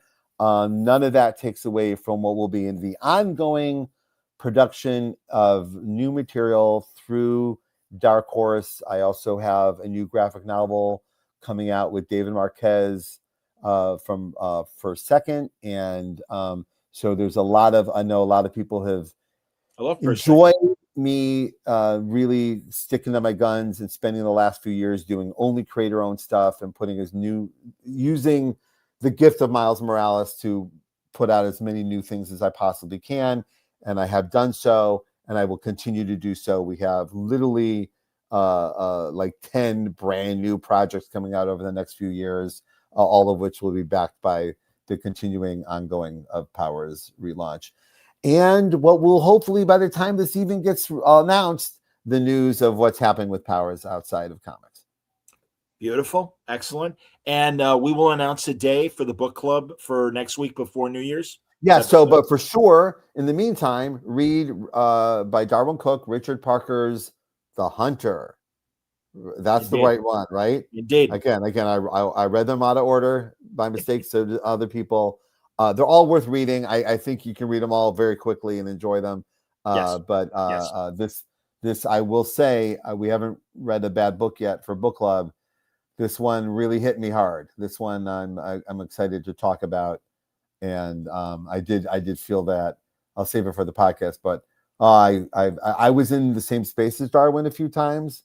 Darwin was a bit of a character, so I kind of kept my distance, to say the least. Yeah, so I did. So I'll just watch from over here. I'm mad I didn't communicate more with him directly.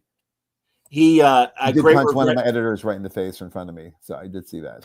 Okay, a great regret of mine was that I never got him on the show. But he was. I was going to ask that. I was wondering if there was an episode. The iFanboy guys became really good friends with him. He was a nice acquaintance for me and was always very sweet to me when I'd see him in San Diego and other conventions. But we just never, unfortunately, I never made the time. No. And sadly, he was sick when I was and didn't know that he was sick when I was trying to get him when he was doing all the Parker stuff for IDW and everything. But no, brilliant man, and one of Jimmy Palmiotti's best friends, and a real character. Like really was. I saw it again. I was there when he punched out an editor. It was that's something you don't see every day. When his Brubaker Catwoman run is excellent, and it's now in that small DC Digest format that's only $10. Can't recommend it enough. Also, his Art of Darwin Cook for DC hardcover. I have that. Is beautifully, it's so great, and yeah, man. The Final Frontier. What's it called? New Frontier. New Frontier, yeah, New Frontier's genius. I was watching Star Trek last night. Yeah, anyway. Exactly. Back to that. Right. And another thing about Star Trek that I don't like. I'm kidding. The Final Frontier? No, I'm kidding. Okay, all right. I was kidding. All right. How are you? By the way, we have not discussed the Starfleet Academy 90210 poster. that again, Well, I right. am married into a Star Trek household. You are a Star Trek household. Elisa one day will come on the show. I do Please. believe that Starfleet Academy might be the thing that gets around the show. Oh, that would be lovely, because all I can say is I really hope this is the last gasp of Alex Kurtzman's Star Trek. I don't because- have any inside information, but I do happen to know that someone who I believe you've met, a friend of ours named Chris Parnell, who's an executive, who was the reason that Powers got on the air years ago. He got Rick Remender's Black Science on the, not Black Science. What was the one that got on the air? The it's one. the Deadly Class. Deadly Class. Yeah, sorry, I No. meant no disrespect, but Of course. he got Preacher on the air. He's like one of us who gets big swing comic book stuff on the air. He moved to Paramount recently and has now been put in charge of what will become the next generation of Star Trek. I don't know what that means, other than I know it's in good hands, like the hands I've been in. So I'm excited. Past the Starfleet Academy 90210 starting a Klingon poster, and if you haven't seen it, Google it. You're gonna think. Also, did you think that was AI? Like someone was fucking around when you saw it? Oh, No. okay. And in fact, I thought it was a fake. I totally other people are like, "Oh, that's clearly a joke," and it's like, no, this is their intent. They are doing 90210 Star Trek. But as you were saying about that guy Chris, Matt Fraction told me the same thing, and he's like, "Good news. There is somebody at Paramount that understands Star Trek and has been waiting his whole life to make good Star Trek." Mhm. And it's the Dungeons and Dragons and Game Night directors that are making this new movie, and they have set the line and said, "No, Mr. Kurtzman is not involved." Thank God. We're still gonna get a season and a half of Strange New Worlds. We're gonna get at least one or. Well, you like Strange New Worlds, right? You like Strange New Worlds. Well, it's an anthology. At times we'll talk, and Elisa and I will talk about it. But I did hear through the grapevine that Holly Hunter did ask for her character to be murdered. No way, for real? Because if there's a second season, she would like not to come back. Well, what does that tell you, kids? Yeah. There you go. I don't know if it's true. I don't know anybody involved. I heard it through the Hollywood grapevine. Brian, the whole ship is the school, and the whole ship is in space being fired upon, and it's like, that doesn't make. By all means, have a ship and send kids out on missions, fine. But the whole ship is a school? That's stupid.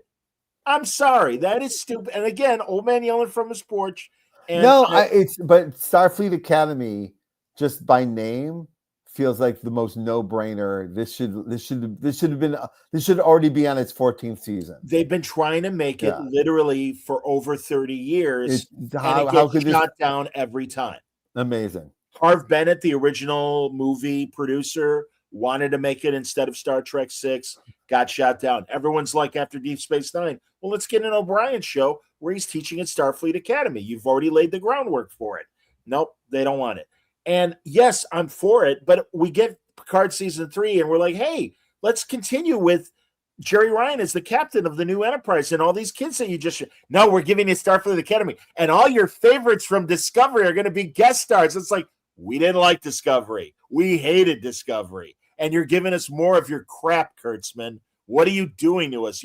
I am getting gray hair speaking about it. That is, we were talking about the music of a show. There's something to the bloop bloop sounds in Star Trek that are very appealing. Oh, those bridge sounds? There's like 8 hours of every iteration of Star. But I must tell you, in Italy, man, my first week there was a thing called, you can Google it, the Milan Games and Comics Convention. And you go, like, I'm not from there. I don't know what it is. And of course, we get there twice the size of San Diego. 220,000 people were there. It was huge. And part of the convention is fully run by fan organizations. So they brought a Star Wars experience that mirrors Galaxy's Edge. Like, it's so good and so immersive. And London was beside himself. And then the Starfleet Academy group, and there was a Doctor Who group and a Stargate group, and they really took their shit seriously. And it was so good. You would have loved it. Like your people are out there. and they're yelling in Italian. I want to go to New York in Ticonderoga, where they've recreated the original series Enterprise. They've got sickbay, they got the bridge, they have corridors, they got the transporter room, and I've seen the photos. It looks like you're still on the sets. Did you ever get to go to the casino? Yes, you did. I did too. And I never got to the Voyager years. I went when it was still Next Generation. Yeah, I did too. I was early days. It was great because I would go to Vegas to cover boxing. Okay. And on Sunday, before I flew back, I would spend the entire day and I'd go through the ride and all the prop museum and everything. And then I would eat lunch at Quark's because it looks like Deep Space Nine. It looks like Quark's. It was great.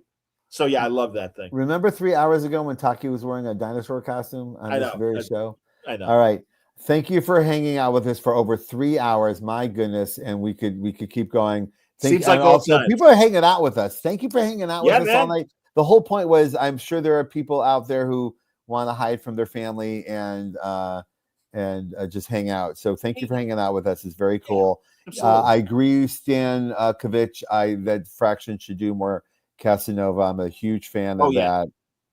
Thank you all for hanging out with us. If you want more of this nonsense, join John's Patreon or come to the Jinx World Discord, which is on all day and it's filled with people just really celebrating each other's work and nerd stuff. And I share little secrets of stuff I don't share publicly, and it's all good. So if you want the next Word Balloon Live, Brian's own editor, David Shaban, will be joined. Daniel Shaban will be joined. When is that? I might pop in for that. No, Monday. That's Monday. Yeah. Oh, I may send me a link. I might pop in there.